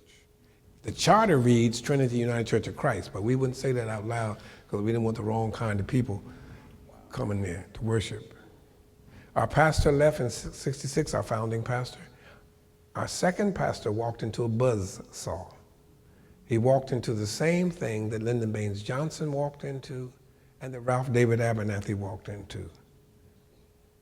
After Kennedy's, it's not what you can do for your country, ask what you're... Didn't nobody want to hear Lyndon Baines Johnson talking about my fellow Americans? What's wrong with... Now, Johnson was a much more seasoned politician, but he wasn't Kennedy. He didn't have the Camelot aura. Our second pastor, same thing. He wasn't our founding pastor. Dr. King behind, oh, I have a dream. Ralph David Abernathy had a PhD before King finished college. They didn't want... I'm talking about we shall overcome. They didn't want it. Why? He wasn't king, that's why. And our second pastor wasn't our founding pastor. He came in 67. Guess what happened in 68? We had a photojournalist, news journalist, who used to say, it's enough to make a Negro turn black. In 1968, Negroes turned black, Doc. James Brown, say it loud. Yes. Carlos and Tommy at the Olympics, and the neighborhood turned black. People with dashikis, naturals out to here, Angela Davis, Fred Hampton. Please remember, 69, they murdered Fred Hampton and Clark. Murdered, the police murdered blacks. We got super black, black. And there's at this nice little Negro church in the community that had turned black on them, and the church started dying. We went from 400 members down to 87. Why? 68, I don't know if you're old enough to remember this, but 68 was also the year that gospel music hit the black college campuses. Prior to 68, there was no gospel music allowed on a black college campus because the missionaries had told us that's not sacred music. We sang European anthems and Negro spirituals. Ain't no black gospel. Richard Smallwood, Howard University Gospel Choir, all those choirs in 68, and they would not allow gospel music at Trinity. That's beneath us. Gospel music, that's for the Pentecostal people, sanctified people. And the church got down to 87. Remember, here's what's important. The church decided to change before they called anybody to be their pastor. The church looked at, are we going to be a black church in the black community? Because at that point, they had nothing related to the community at all. No programs related. We're sitting next to the project. Yeah. Nothing for the project, nothing for reading, tutorial, lowest reading scores in the city. It was just us. My mother used to call the theology with, dear Lord, bless me and my wife, my brother John, his wife, us four, no more, amen. And the church said, are we going to continue to be a white church in blackface? Because that's what we are. We could out-white white people, doctor. You had 60 minutes worth of worship. You got 68 minutes on Communion Sunday. You got 8, we're going to give you 8 more minutes. Are we going to keep doing this, or are we going to be a black church? And they decided to be a black church before they called me. In fact, the slogan my predecessor coined that slogan, we are unashamedly black and unapologetically Christian. Now, can you lead us in this direction? They asked everybody who candidated for the church, can you lead us in this new direction? I said, me? Be like throwing a rabbit in a briar patch. Come on, let's get it on. So that they had decided to change. So that why? Because now we're at 72. We're at 1972. Blacks were leaving the church. We had conservative, reactionary, recalcitrant, conservative Uncle Toms in the city of Chicago who preached sermons against the natural, all that African mess y'all wearing, dashikis. And young people were leaving the church, some joining the Nation, some joining Black Hebrew Israelite Nation, which is headquartered in Chicago. Others joining that big Christian church that y'all knew as Operation Breadbasket, Operation Push, because they had worship on Saturday. And the members who called me to be their pastor said, we're losing all our young people. Why? Nobody want to be a part of that. In fact, we used to teach new member class. We say, nobody, have you ever, how old are you? Don't tell it because you'll be on tape. But at your age, have you ever just picked up the phone and invited one of your friends to go to a funeral with you? That's what our church services were like. Dang. Come on, I want you to go to a funeral with me. So they wanted a change in worship, they wanted a change in mission, and they had to change mentality. Why? Because a lot of churches that are upper income, now let's say upper middle class. Karl Marx did not have you in mind when he came up with proletariat. They have an attitude of doing a mission work with the poor people over here. We're going to have a soup kitchen and a clothes closet. We got a mission for you. How about a ministry with the people in the project? How about let's make the people in the project our members? Yes. Because the conversation changes. Yes. You can't be talking about them people when them people are sitting at the table with you. That kind of change in mentality is what happened in the early 70s. They were ready for that kind of change, and they say, can you lead us in that direction? And that's what brought about the shift in the evolution. And I say that and said that across the years because a lot of young pastors, man, they go in these churches thinking they're going to change them. If they're not ready to change, you talking about a buzzsaw, you wasting your time and theirs, and they will quickly get rid of you. So they had made a decision to change, and that decision was to be a black church in the black community with programs and ministries that address the reality of the blacks in that community. What are the realities? Let's sit down and find out. Yes. Not only the reading scores, child care. Back in 72, 73, 74, $50 a week, you got folk on fixed income, they can't afford that. So Title 20 programming addresses that because you're on a sliding scale. Some parents pay no money. Others they pay depending on the size of the family and income. Programs like that, programs for mentoring. You heard the segment that Bill Moyers played. One of our members, Judge Pincham, said, black boys can't be what they can't see. If a black boy has never seen a black judge or a black lawyer except going to court, how could he aspire to become, in your malehood onyx piece, how can you aspire to be what you've never seen? I didn't even know it's possible. I can actually write programs. Having those kind of ministries that address the needs of the community is what the church said they wanted to do, and that's what we did beginning in 72 when they changed and made a decision to change before calling me to serve as their pastor. Wow. What are you, and I know I'm skipping, but what are you seeing today? After having had that experience in the 1970s, how would you juxtapose that with what you're seeing today? What I'm seeing today in churches, many African American churches around the country, is number one, where I grew up in the church and you grew up in the church, and people in their 40s, 50s, let's say 50s and above, grew up in the church. The young people today, particularly the millennials, did not grow up in the church. So where you have, at breakfast this morning, I lifted a genre that's going to sound like a foreign language to many persons because of the multicultural reality of Fresno State. I heisted a Dr. Watts. There's a genre of music called meter singing, common meter, long meter, short meter. It's a part of the African American tradition, religious tradition, has been a part since the 1800s. When the 1800s, when blacks couldn't read, it was against the law to teach an African how to read. So they took the words of hymnodists, many of whom were European, and put them to African tunes. And the call and response, the African way of singing, they would call out the line and the congregation would answer the line. So that where we grew up knowing common media, in fact, you can go in, I know in the library, maybe not the Fresno State Library, but MOAD in San Francisco, the Museum of African Diaspora, you can go to the library, in that museum and see a meter hymn book. Meter hymn books have no notations. They just have the verses, and it says CM, common meter, LM, long meter, SM, short meter. And the one leading the song knows how to line it out so that the congregation can answer them. You try to line it out today with young people, they look at you like, what is that? What'd that do? Ain't nobody got time for that. They don't know what you're talking about. So that has changed, that young people weren't raised in the church. My mother yesterday I was preaching in Washington, D.C., and the organist doing communion service started playing those old hymns of the church that I used to hear my mother sing, and father sing around the house, softly and tenderly, Jesus is calling for you and for me.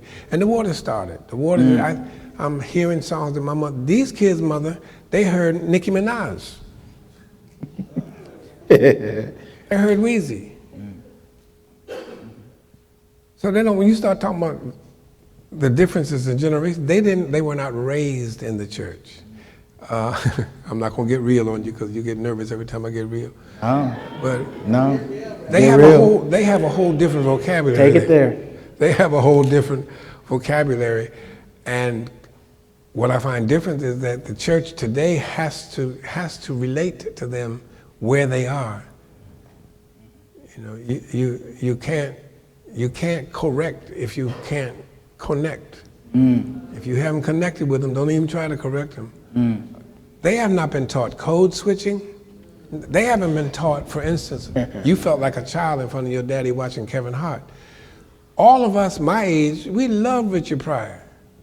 But you didn't do that in front of your mom and daddy. These kids have not been taught. You don't do that.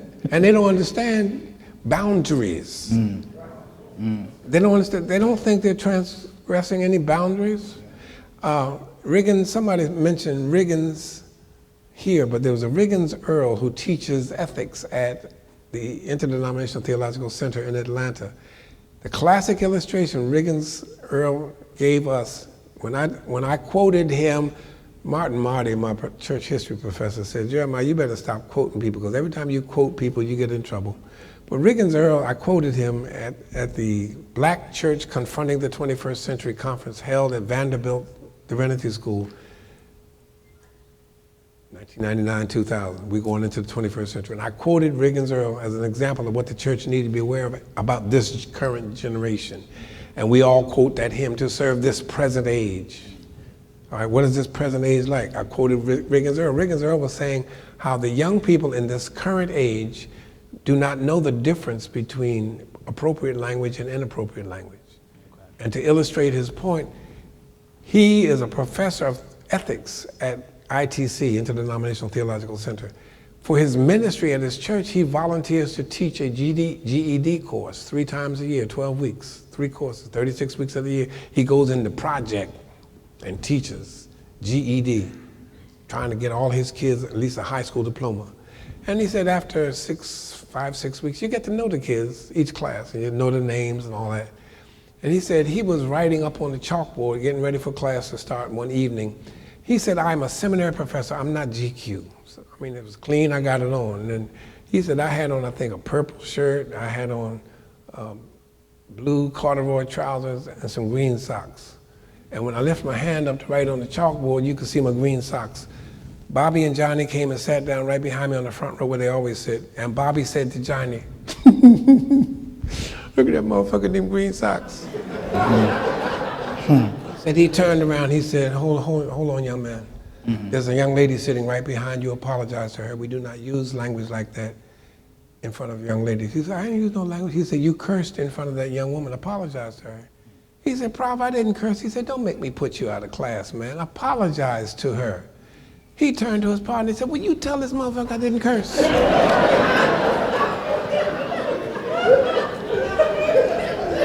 Because that ain't cursing to them. When you start talking about bringing them into church, Doc, you better get ready. But that song said, people get ready, there's a change coming. That today's young people are very different from the young people we knew. I mean, they don't see nothing wrong with that. And when they be shaking your hand after church, they don't say, Dr. Johnson, that was a powerful word today. No, Doc, they say something else. I've heard them say it. So the difference is we're losing a lot of millennials who think the church is full of stuff. They think the church is full of crap. What do they got? Preachers of LA, preachers of Detroit. Everybody talking about getting rich, bling bling. And they don't want, many millennials want nothing to do with the church. I argue with our baby daughter and our granddaughter, they're the same age all the time, because they're where they're at is, what's the point? So then do the young generation merely reflect the loss that's happening in some of the clergy you're identifying? Is that a reciprocal relationship, or is it just the young people that are the problem? What's the second part of your question?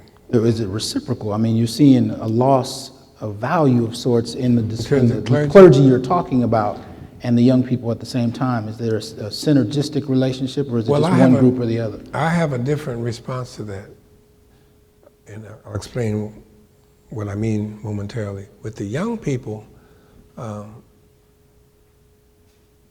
their theology, contextual, they get from hip hop. I don't mean corporate hip hop. I'm talking about Most Def, Yasin Bey, KRS-One. Who you bringing next week? Kumo D? They get their theology from Salt and Pepper. They get their theology from hip hop, where we got it from Sunday school, BYPU and stuff like that. They're getting the theology from a very different place. And what the church is saying is not speaking to their reality at all. And when it is speaking, it does not put it, as I illustrated earlier today, in any form that they can recognize or connect with.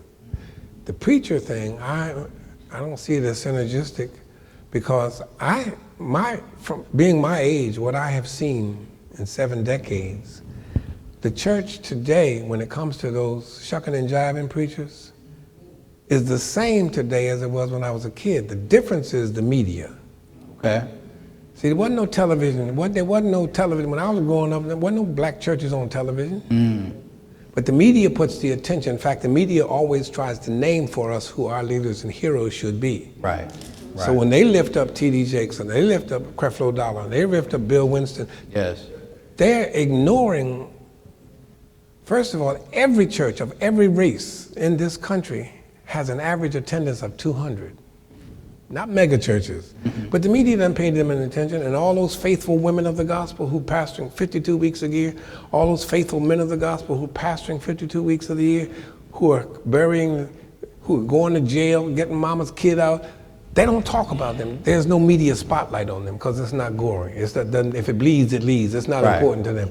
So we don't see them, but I saw them growing up. I saw how they ignored. You know, you get somebody making a fool out of themselves and saying something crazy, that we put that on the spotlight. But the church that I saw growing up and the church that I see today are the same in terms of, you got some very serious pastors who are very serious about what they're doing, and they take their calling serious, they take their ministry serious, and you got some other folk who see how to quickly bling bling, how to get some money. Make it rain, make it rain.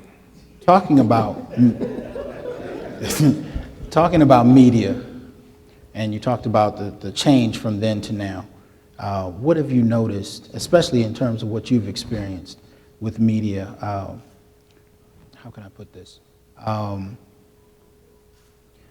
What do you think about the role of media and the church? And I'm also taking into account how media can be used, right? Because you can also talk about broadcasting a sermon across the world over the internet, things of that nature. Media in and of itself. How do you see the relationship between church and media and what can be done? And how do you see the problems that come about, having experienced what you experienced? I'll talk about what can be done rather than the problems. And I don't want to talk about the problems because I don't want to speak in tongues. Every time I speak in tongues, you get mad, upset, nervous about your job and tenure and stuff like that. No.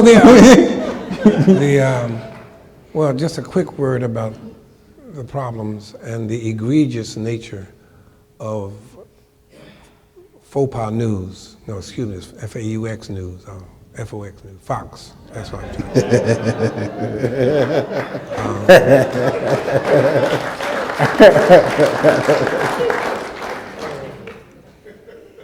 Anybody trying to get rid of O'Reilly for his lies, all right? But you take Fox News and what they did to my family, not me, what they did to my family is just egregious. That's why I don't want to talk about them, because if I mess with you got a 9-year-old son?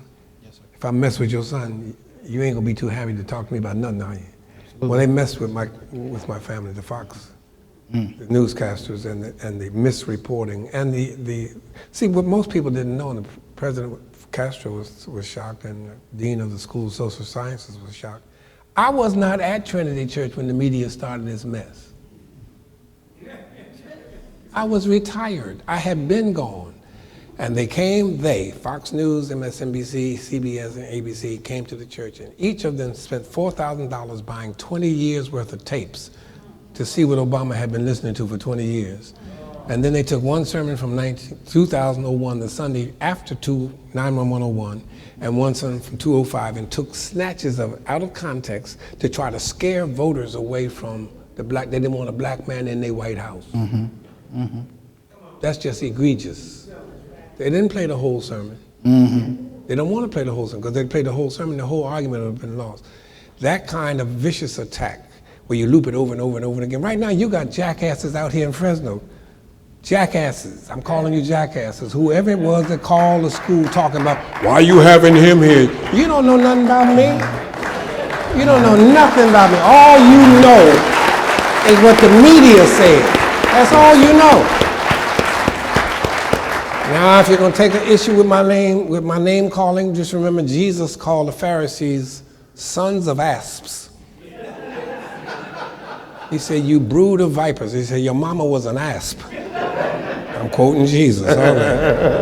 All right. So we get off the negative side. The positive side, I think that social media especially is very important and can be used by the church just as it was used in Ferguson. Social media and young people are showing us what's really going on and not what the media is saying is going on. Yes. And social media is unlimited in terms of its positive effects and can be used by the church. I was sharing, where was I last night? Where was I last night? Sunday, I was in Washington, D.C., and I was sharing with the pastor there in Washington something I'd never seen before. I was at a church, and who was that asked me about the Bay Area? I was at Harold Mayberry's church in the Bay Area, First African Methodist Episcopal. They have a tweet number that they put up on the screen, like the screen, and at say 11:15 in their service, they tell you to dial whoever you want to have prayer, and everybody gets their cell phones out, and they have prayer while you on the cell phone, tweeted all over the world. You see messages coming in from troops in Afghanistan and troops in Iraq, thanking for prayer. And I said, man, I've never seen this before. Instead of everybody just come to the altar, bow, pray, and go back to your seats. Who you want prayer for? Where are they? Call them right now. Call them right now. And for 5 minutes in the service, there's song playing, and the prayer for that whomever you want on the prayer line at that hour. Instances like that make the sky the limit in terms of the positive things and positive effects that can be used by the church in terms of social media. Let's give Reverend Wright a round of applause, please.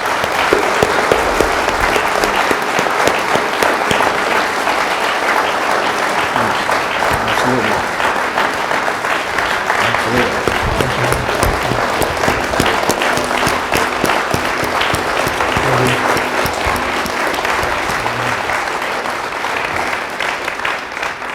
One of the difficulties with getting a chance to sit on stage with a hero of yours is when you have to manage the evening. I had 100 other questions, and there was a lot more that I wanted to hear, but for the sake of time, we're going to transition at this point and allow for some Q&A. So if you're interested in asking a question, please come up here where Professor Knight is. We're only, let's see, we're going to do we only have about 20 minutes or so to do, so please be concise in your questions. And I do hope you have a question more so than a lecture of your own. Okay? Y'all know how we do. All right. Okay, go ahead. Good evening, Dr. Wright. I really enjoyed this session. Hopefully I can meet with you afterwards and we can extend this conversation. But I really believe I learned a lot. My question is to the slogan of the church, where it says, unashamedly black and unapologetically Christian. Considering how Christianity has been used to dehumanize people in reference to the natives, Aztecs, Haitians, so many different people. I understand that, Jesus didn't cause those actions, but he, in a sense, it was allowed. He saw it and, he went on with it. He saw it. Doesn't there have to be, I'm sorry, go ahead. Who saw it? You said Jesus. Jesus, yes. Jesus saw it and allowed it to go on. Well, I'm saying he didn't cause these things to happen. He didn't, say, do this. But there has to be a level of, because he is omnipotent, as many Christians would argue, there has to be a level of allowance that he saw what was going on and he allowed it. So keeping that in mind, when we're witnessing as Christians, don't we have to have a sense of sorrow or a sense of apology about our history as Christians when we're witnessing to those groups that in past times were subject to the doctrine? Thank you for your question. There's a difference between Christianity and Christendom. And Christendom is what caused, when it became a religion of the state, is what caused what you're talking about, not Christianity. Christianity has nothing to do with precepts. It has to do with a person. Did Jesus allow Katrina? Did Jesus allow Hiroshima, Nagasaki? Those are human actions and nature. So to put that on Jesus is to move into discussions that have nothing to do with what Christianity is. Goes back to Matthew 16, who do you say he is? Not who did the Klan say he is, not who did the lynch party say he is, but who do you say that he is? Now, in terms of what Christianity did, it's the same. And again, where I would disagree without being disagreeable and not being mad at you. I ain't hating, I'm just stating. I don't see our job as witnessing to the Aztecs or witnessing to the Creek or the Seminole. That is not what Jesus intended either. When you say witness, what do you mean? I want you to change what you believe, or do I want you to be fully human as God created you? And what we do when we witness, we're trying to make somebody Christian. Yes, sir. And that's wrong. Okay. Because I'm saying to you that something's wrong with your faith. I don't want to witness that the Imam left. I don't want to witness to him. I want him to live his faith to the fullest while I live my faith to the fullest. I don't want him to convert, because that's one step. Our witnessing is one step away from ISIS and ISIL. Yes. The Crusades and the jihadists. If you don't believe like I believe, I'm going to kill you. Yes, sir. And that has nothing to do with what Jesus taught and what Jesus did with his life. Thank you.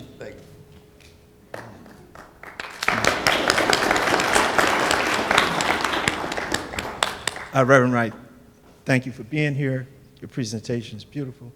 But I had a question I wanted to address about the pre-Christian, pre-Islamic, pre-Western concept of religion and spirituality.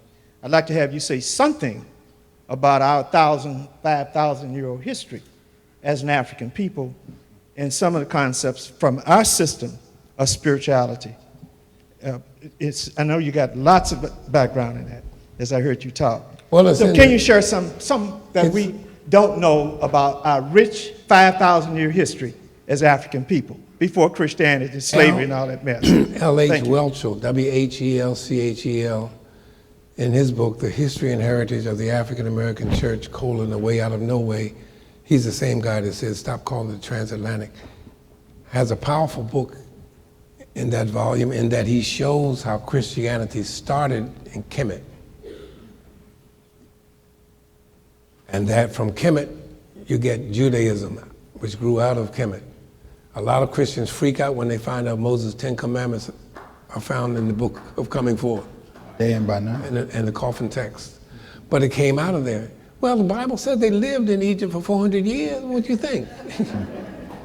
And out of that comes Christianity. And the first 4 centuries of Christianity were all African writers, all African theologians, Athanasius, Tertullian, Augustine, all of them were African. Constantine took Christianity out of Africa into Europe and made it a state religion. The Nicene Creed, the Council of Nicaea was not called by the bishops of the church, it was called by the state and they made it a state religion. And Wilson argues from that point on it had nothing. When you take it away from its foundation, which is African religion, and when you take it away from its founder, who was African, it ain't had nothing to do with Christianity ever since. It ain't had nothing to do with Jesus. It has something to do with the state. And the state is what signs asientos that permit the enslaving of the Mayan people and the Olmec civilization and the Taino and the Tunica and the Creek and the Seminole and everybody else. That's state religion. It has nothing to do with Jesus.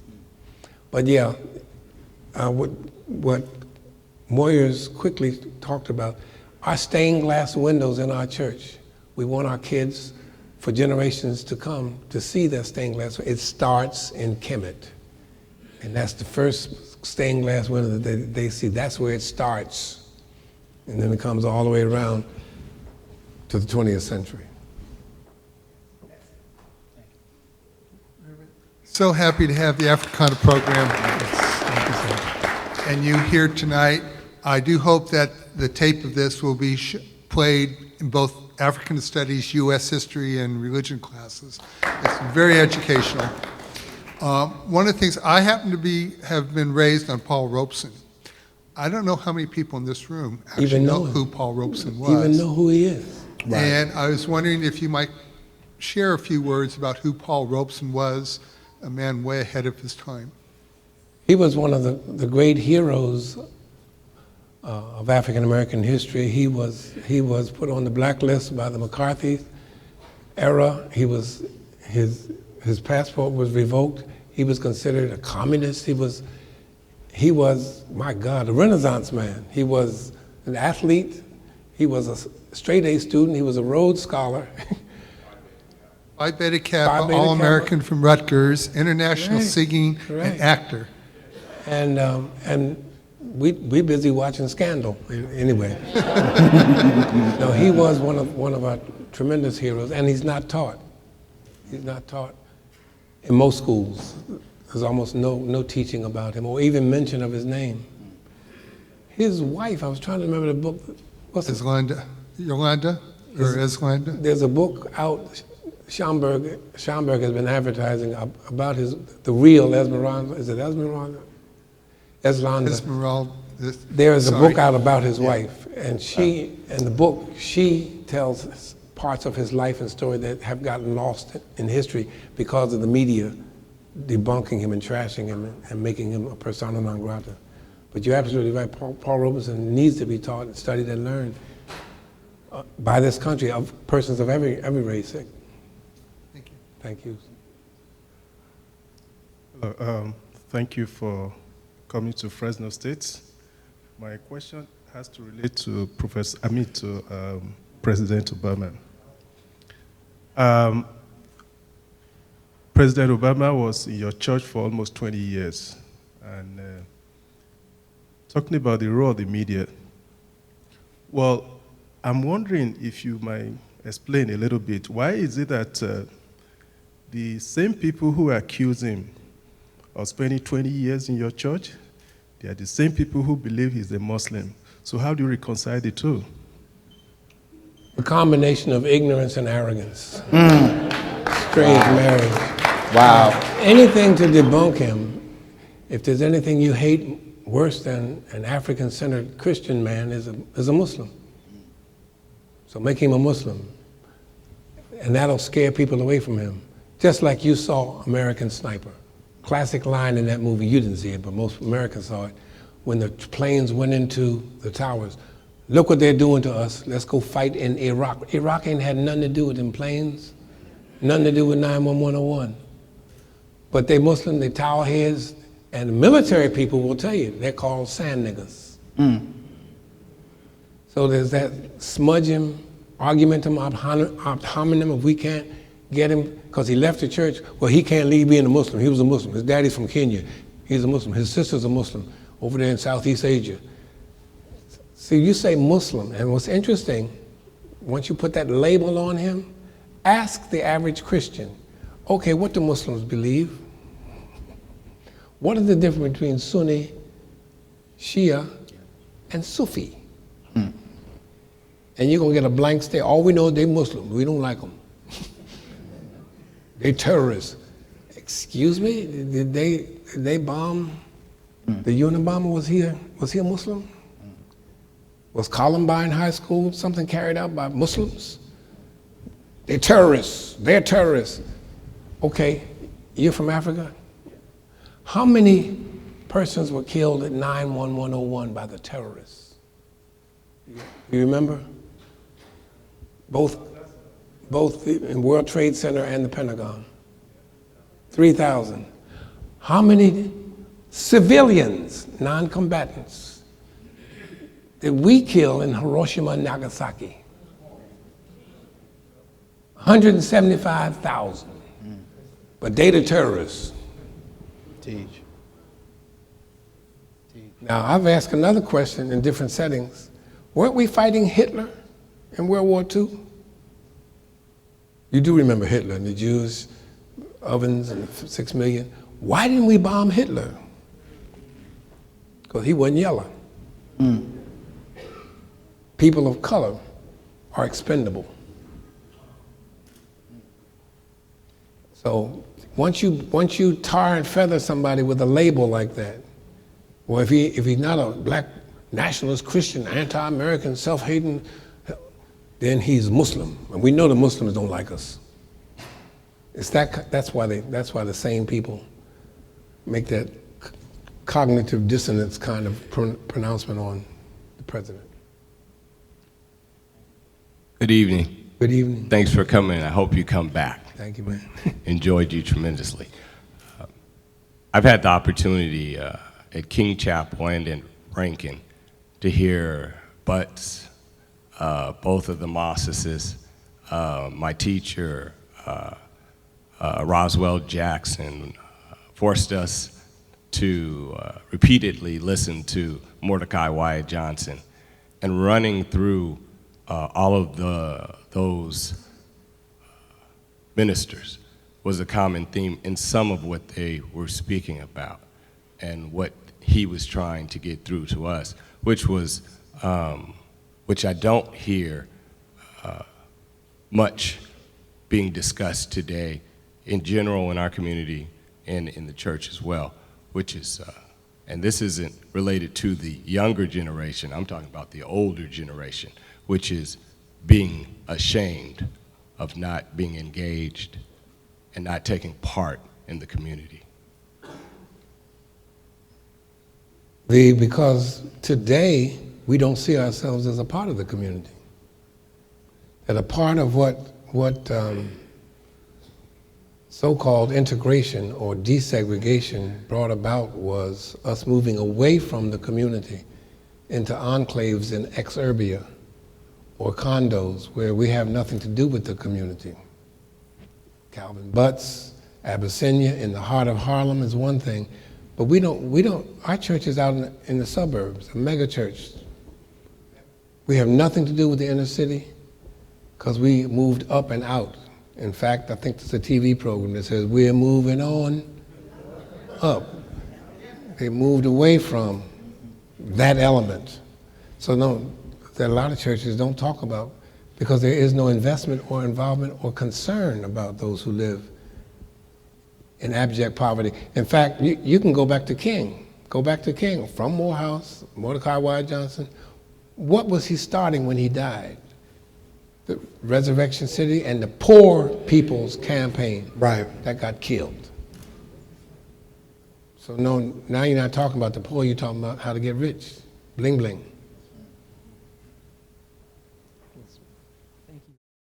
Thank you very much for coming to Fresno. I was at your retirement party in Chicago. Okay. And my friend, Shelvin Hall, says to give you her greeting, by the way. Judge Shelvin Hall. My question is about something you may have covered before I was able to arrive. I heard your tape of a talk about the black response to the gay community. And in there you mentioned Mary Voorhees. I've been trying to kind of follow up on some of the things that you talked about and find some of those references. I wonder if you could tell us a little bit more about that work and also the theological basis for some of the things you were mentioning in your discussion. I don't remember. Okay, this was a, let's see. This was a talk that you gave about, you started out by talking about having lunch or breakfast, I can't remember, having a meal in a public restaurant with another minister and how uncomfortable he became when that subject was broached, and how there was sort of an E.F. Hutton moment when the two of you were got into it. Yeah. He turned over the water, he turned over the tea on the table, he got very, very animatedly agitated at what I was saying. And I don't remember, I was trying to remember the name, Mary Voorhees. You talked about you talked about my son Eric. Oh, Borhek. Okay, I couldn't catch it on the tape. Yeah, Okay. Borhek. One of the and you want me to say some more about that? Yes, if you would. The 1975 is the year that I had all of the mental furniture in my head rearranged at our denominational's national biennial meeting, the General Synod of the United Church of Christ meeting in Minneapolis, Minnesota. Dr. Charles Cobb, who was Ben Chavis's boss, sent a note around asking for all black delegates at the General Synod to come to his room at lunch when we broke for lunch. Now, the General Synod, 700 delegates, about 30 black. So we all made our way to Charles Cobb's room. I was the last one to get there. And when I got there, he started signifying, oh, Dr. Wright is here, we can begin now. Let's give Dr. Wright a hand, let's give her. So I tipped across all the persons, some seated on the bed, some seated on the credenza, some seated in the furniture, sofa and chair, went to the far corner of the room and leaned up against the wall. And Charlie closed the door, the only door out of the room, and said, I invited you all here today because I want you to hear from the president of the Gay Caucus. I wanted to walk back across all those people and get out of the room because I was homophobic and didn't know I was homophobic. It was just how I was raised. And so I put on a poker face to look at this guy. And the guy blew my mind. He blew my mind so badly that I couldn't talk about it for 4 years. And 4 years later, I preached about it. I just didn't talk about it. In that sermon, Good News for Homosexuals. And after preaching that sermon, it opened up the doors in our church and in our congregation for not only gay and lesbian, bisexual, transgender persons to come talk to me, but for their parents and family members who've been wrestling with, what do we do about this? And one of the books that we found was very helpful for families and for parents like Mary herself. Mary was a woman who found out when her son was 22, 23 that he was gay. And when she went to talk to her pastor about it, they put him out of church. Both of y'all going to hell, him and you. And so she began her own search for what does the Bible really say about homosexuals. I was talking this afternoon about the difference between what the Bible says and what translations say. The word homosexual is nowhere in the Bible. In English, the translators took the word pederasty and pedophile and made that homosexual. They're not the same thing. And after she did her own investigation, she read the Johns Hopkins study, she read what the Association of Psychologists, American Psychological Association said. She now is a HIV activist person. She joined another church. And that book was very helpful, as is Peter Gomes, G-O-M-E-S, his book called The Good Book, which is about the Bible. He has a chapter on homosexuality that helps people to work through their understandings. The most helpful thing that I have found in terms of literature was an 8.5 by 11 two-sheet printing on both sides, put out by the denomination several years ago. 2001 is when my dad died, so it'd be 2001. Good News was a publication of the Board for Homeland Ministries of the United Church of Christ. They printed Good News once a quarter, and in this quarter edition, a father like Mary Borheck, a father found out his son was gay and conducted a year-long Bible study on what does the Bible really say about gays and lesbians, same gender-loving, consensual relationships. What does the Bible say? And at the end of a year's time, he said the most eye-opening lesson for him was how intellectuals, like people here at Fresno, people with advanced degrees, never come to grips with the word homophobia. Homo means what? Same. Phobia is what? Fear. What is fear? An emotion. And until you deconstruct the emotional blockage that a person has when they come to the table to talk about sexuality, heterosexuality or homosexuality, I can give you the entire World Book Encyclopedia. I can give you the World Book Britannica, Encyclopedia Britannica. I can give you the whole internet. But you can't hear a word I'm saying until we deconstruct whatever it is that's causing the blockage emotionally. And what causes that blockage? And that guy in the restaurant had been in the joint and been raped in the joint. That's not a homosexual relationship, that's rape. But he couldn't hear, he didn't want to hear anything at all about people being born same gender loving, genetically wired. He didn't want to hear, because all he had blocking him was what happened to him in prison. Same thing with someone who, one of our members, whose husband was on the DL and didn't tell her. She's got AIDS. She don't want to hear nothing about Peter Gomes, Mary Borheck, nothing what the Association of Psychologists say. All she knows is that man gave her AIDS. And until you can deconstruct that emotional blockage, there can be no conversation between the individuals that makes any sense. It's just going to degenerate into an argument, name calling, and hard and hurt feelings. But when I was trying to talk to him, he had read that sermon, Good News for Homosexuals, and he wanted to challenge me on it. There's some people who are born, they're going straight to hell, the way they're born. That help? Mary Borheck, B-O-R-H-E-K, My Son Eric is the name of the book. Now, I want to say very quickly before we continue, we've actually gone over. Reverend Wright has been good enough to stay, but he's started today very early this morning. So I would ask the last few people that have questions be very concise so that we can actually let him go on his way. Reverend Wright, tonight I thought you presented a lot of interesting stories, analogies, and ideas. The idea you presented about when you went to school with the Jews leaving to go to school, and you went over it very quickly. You said, that's what the blacks should do. I think it's your strongest idea you presented all evening. And in every discussion I've ever listened to on the radio dealing with blacks, never once, you're the first one ever to say that. I think it's your most important idea. Maybe you could talk somewhat about that idea. How hard do you think that would be to accomplish? How do you think your colleagues, friends, pastors, ministers, and people who believe in ideals would help you in that idea? Well, I tried for 36 years as a pastor, and I had success in our church, limited in an urban setting. What's possible in an urban setting is not as possible. Well, let me say this, reverse that.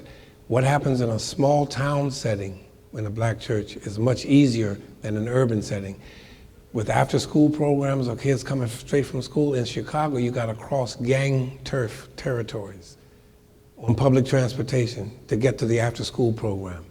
And that's what made it not as successful in our church as it could have been had we been in a smaller town.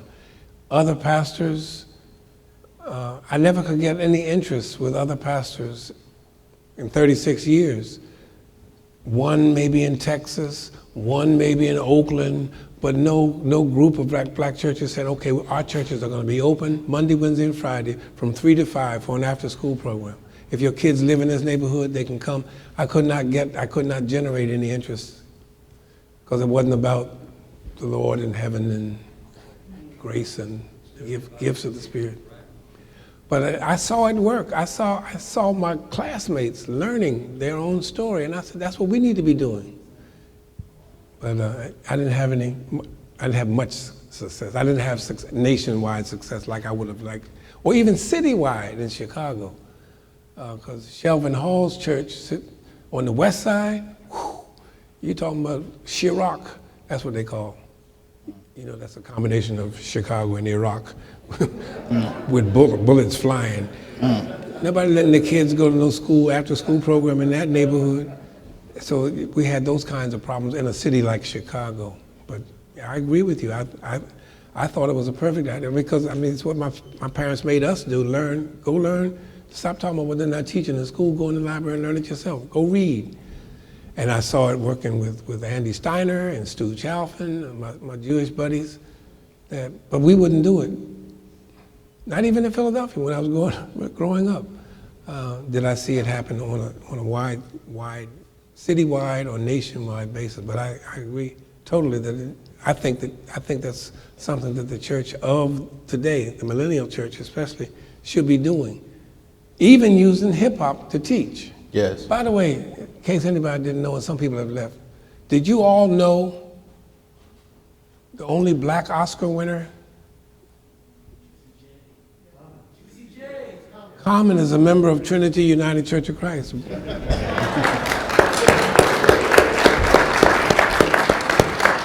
born and raised in our church. Dr. Wright, thank you. My name is Walter Brooks. That's that Brooks name.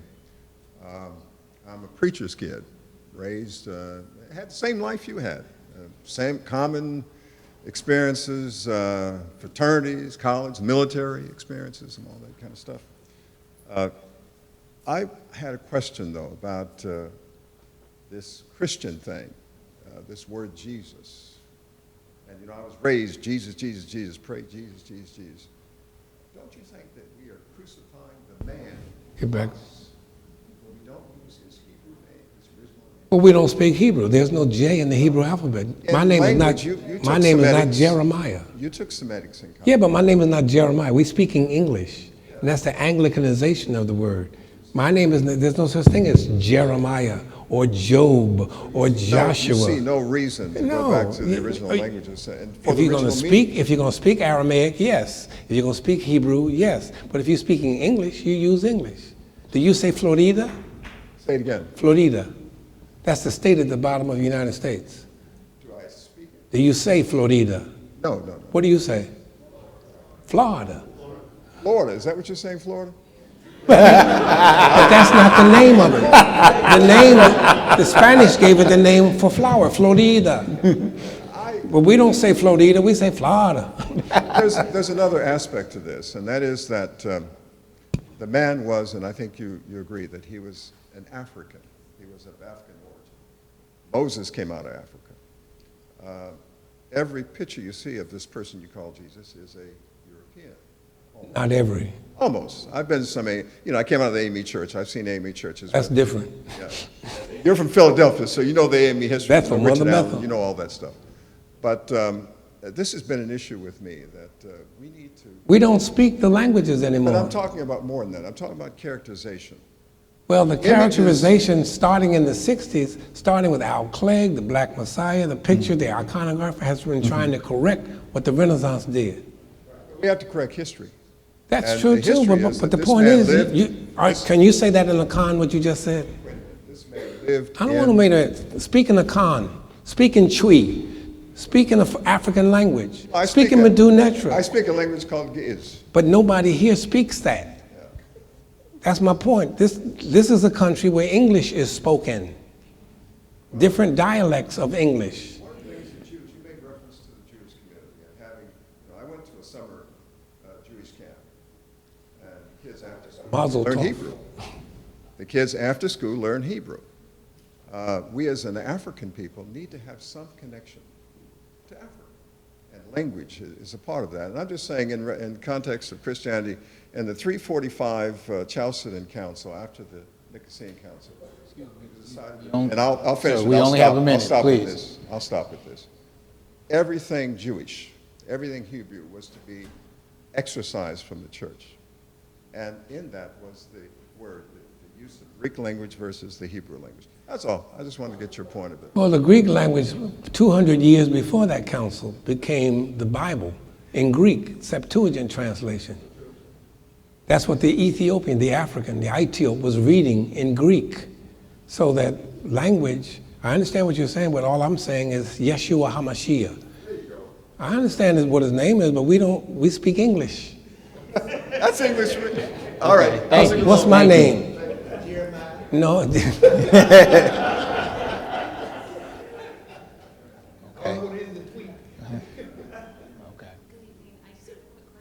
Get to the mic, close to the mic. At one point in time, did the church ever fulfill the needs of its members? So when you were growing up in the church, did it Closer to the mic, baby, can't hear you. when you were growing up in the church, did it fulfill your needs? Because today, now, I don't go to church because it doesn't fulfill my needs. Smaller churches, in my experience, do. Mega churches can't. That's not what they're designed to do. But smaller churches do, yes. Thank you.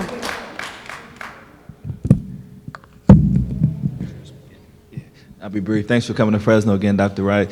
You mentioned black theology, and I was wondering, in light of Ralph Warnock's new work, The Divided Mind of the Black Church, where he talks about We channel James Cone, but he said we read James Cone and quote James Cone, but we channel Billy Graham. Right, right. So that's my question. The question is why, from your perspective, has black liberation theology not made its way into the black church? Several reasons. Number one, and depends on geographical location and pastoral leadership. Number one, 90% of African American churches do not have seminary trained pastors. And as I said, Jim Cone's black theology was for the academy, it's for the seminary. And most pastors in African American denominations are not seminary trained. Did you know that? All right, that's part of the problem right there, number one. Number two, what Dale Andrews, among others, in the field of practical theology have argued, accurately argued, is that nobody ever made it make sense to the person in the pew, because the pastor without seminary education didn't know how to do that. So he just poo-pooed it and kept up with the fans of the White Jesus and Michelangelo and Leonardo da Vinci's Lord's Supper. He didn't try to make black theology make sense for the average worker and person in the church. And practical theology also dealt with how do you take deep theological issues like the difference between equality as opposed to equity and make them make sense for ordinary church folk. If you don't, you'll lose them. You keep talking about equity. I got some equity in my house. No. Anthony Reddy, one of the many practical theologians, he's Afro-British, shows how to do that at the local church level for folk who ain't been nowhere near seminary. And one example is musical chairs. Forget that one, that takes too long. I'll do it privately at dinner. I haven't eaten dinner, anyway. The one he says, equal footing, we're all on an even playing field, right? Take me 50 years ago. I would have been 23, 5'10", 200 pounds, and put me at a starting block in a 100-yard heat with another 5'10" African-American male, 23 years old. That's equal footing. It's an equal playing field, isn't it? We both got an equal chance of winning this race, don't we? Mm-hmm. You didn't tell me that this brother here is named Usain Bolt. In order for there to be equity in this race, give me a 50-yard head start and then fire the gun. And how that relates to you is in your black community, you don't have computers in your school like they have in the white school. You don't even have books. So you're not on an equal playing field. We all have a chance to succeed. No, those black kids need equity. They need the same things that are in the white community by zip code in black communities. It's that kind of practical application that church folk then begin to see. That's what Cone is talking about. That's what Theodore Roberts was talking about. But if you don't break it down for them in language they can understand, you end up channeling Billy Graham. So that's why. Thanks, Dr. Wright. My pleasure to attend this event, and obviously appreciate all of your wonderful contribution, remarks, etc. I am Imam S. Muhammad. My quick question to you is, in light of our contemporary issues, Black Lives Matter, and all the progress we've made, hence civil rights to now, what's your view on this concept of iconoclasm, or taking the doctrine of pictures and other means of, I would say, language that is in concepts, in images, have on continuing making progress as in one step forward and two steps back, and i.e. getting to this issue as a root problem existing. In regards to politics, is always going to be there, economics, but until we can deal with the psychological perspective of, let's say, Caucasians, in particular, not all Caucasians, but those who would say are KK, racists, etc., having the idea that they're superior, being perpetuated by their view, whether we're talking from Noah and Ham, and they also the view of images portraying God as divine, being them, and we obviously not a part of that quilt or that fabric of the divine being. Just your comment on that. I understand both the Muslim teaching about images of the divine, and I understand A.B. Tsai's position.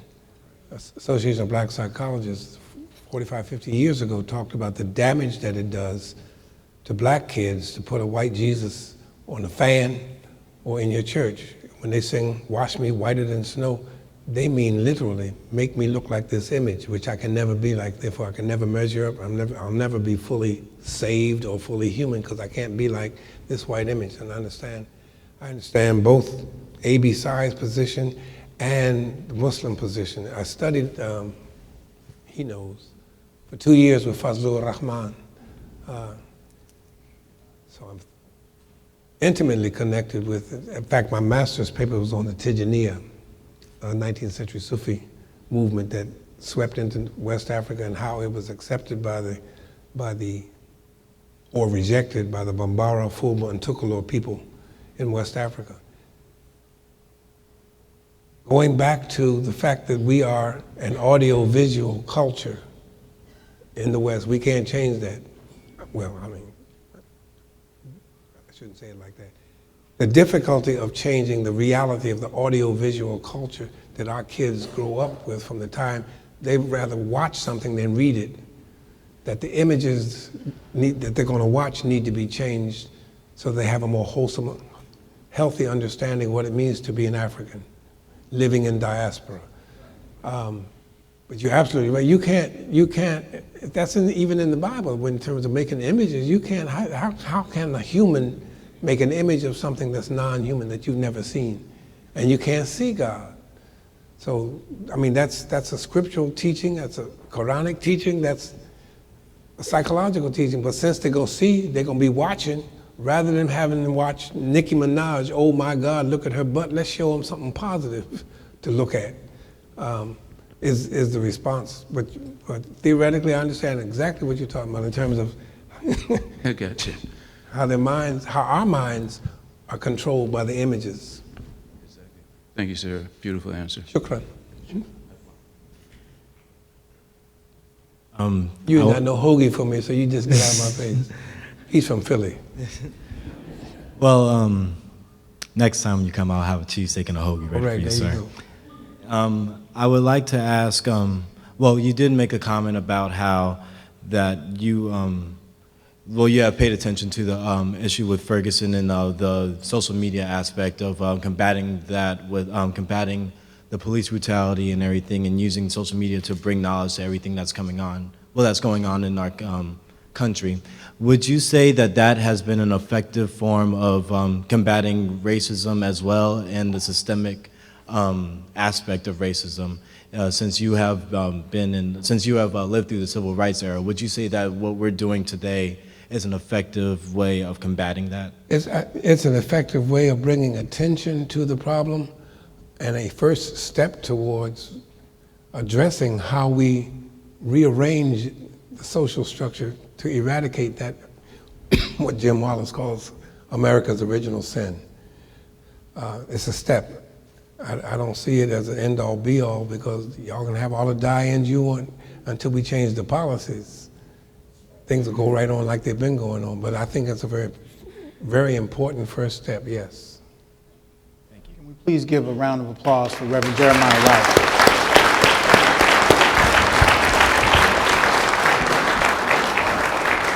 Now, unfortunately, Reverend Wright has to go right away, so he won't be able to stay for questions and whatnot, but we would like to thank you for coming.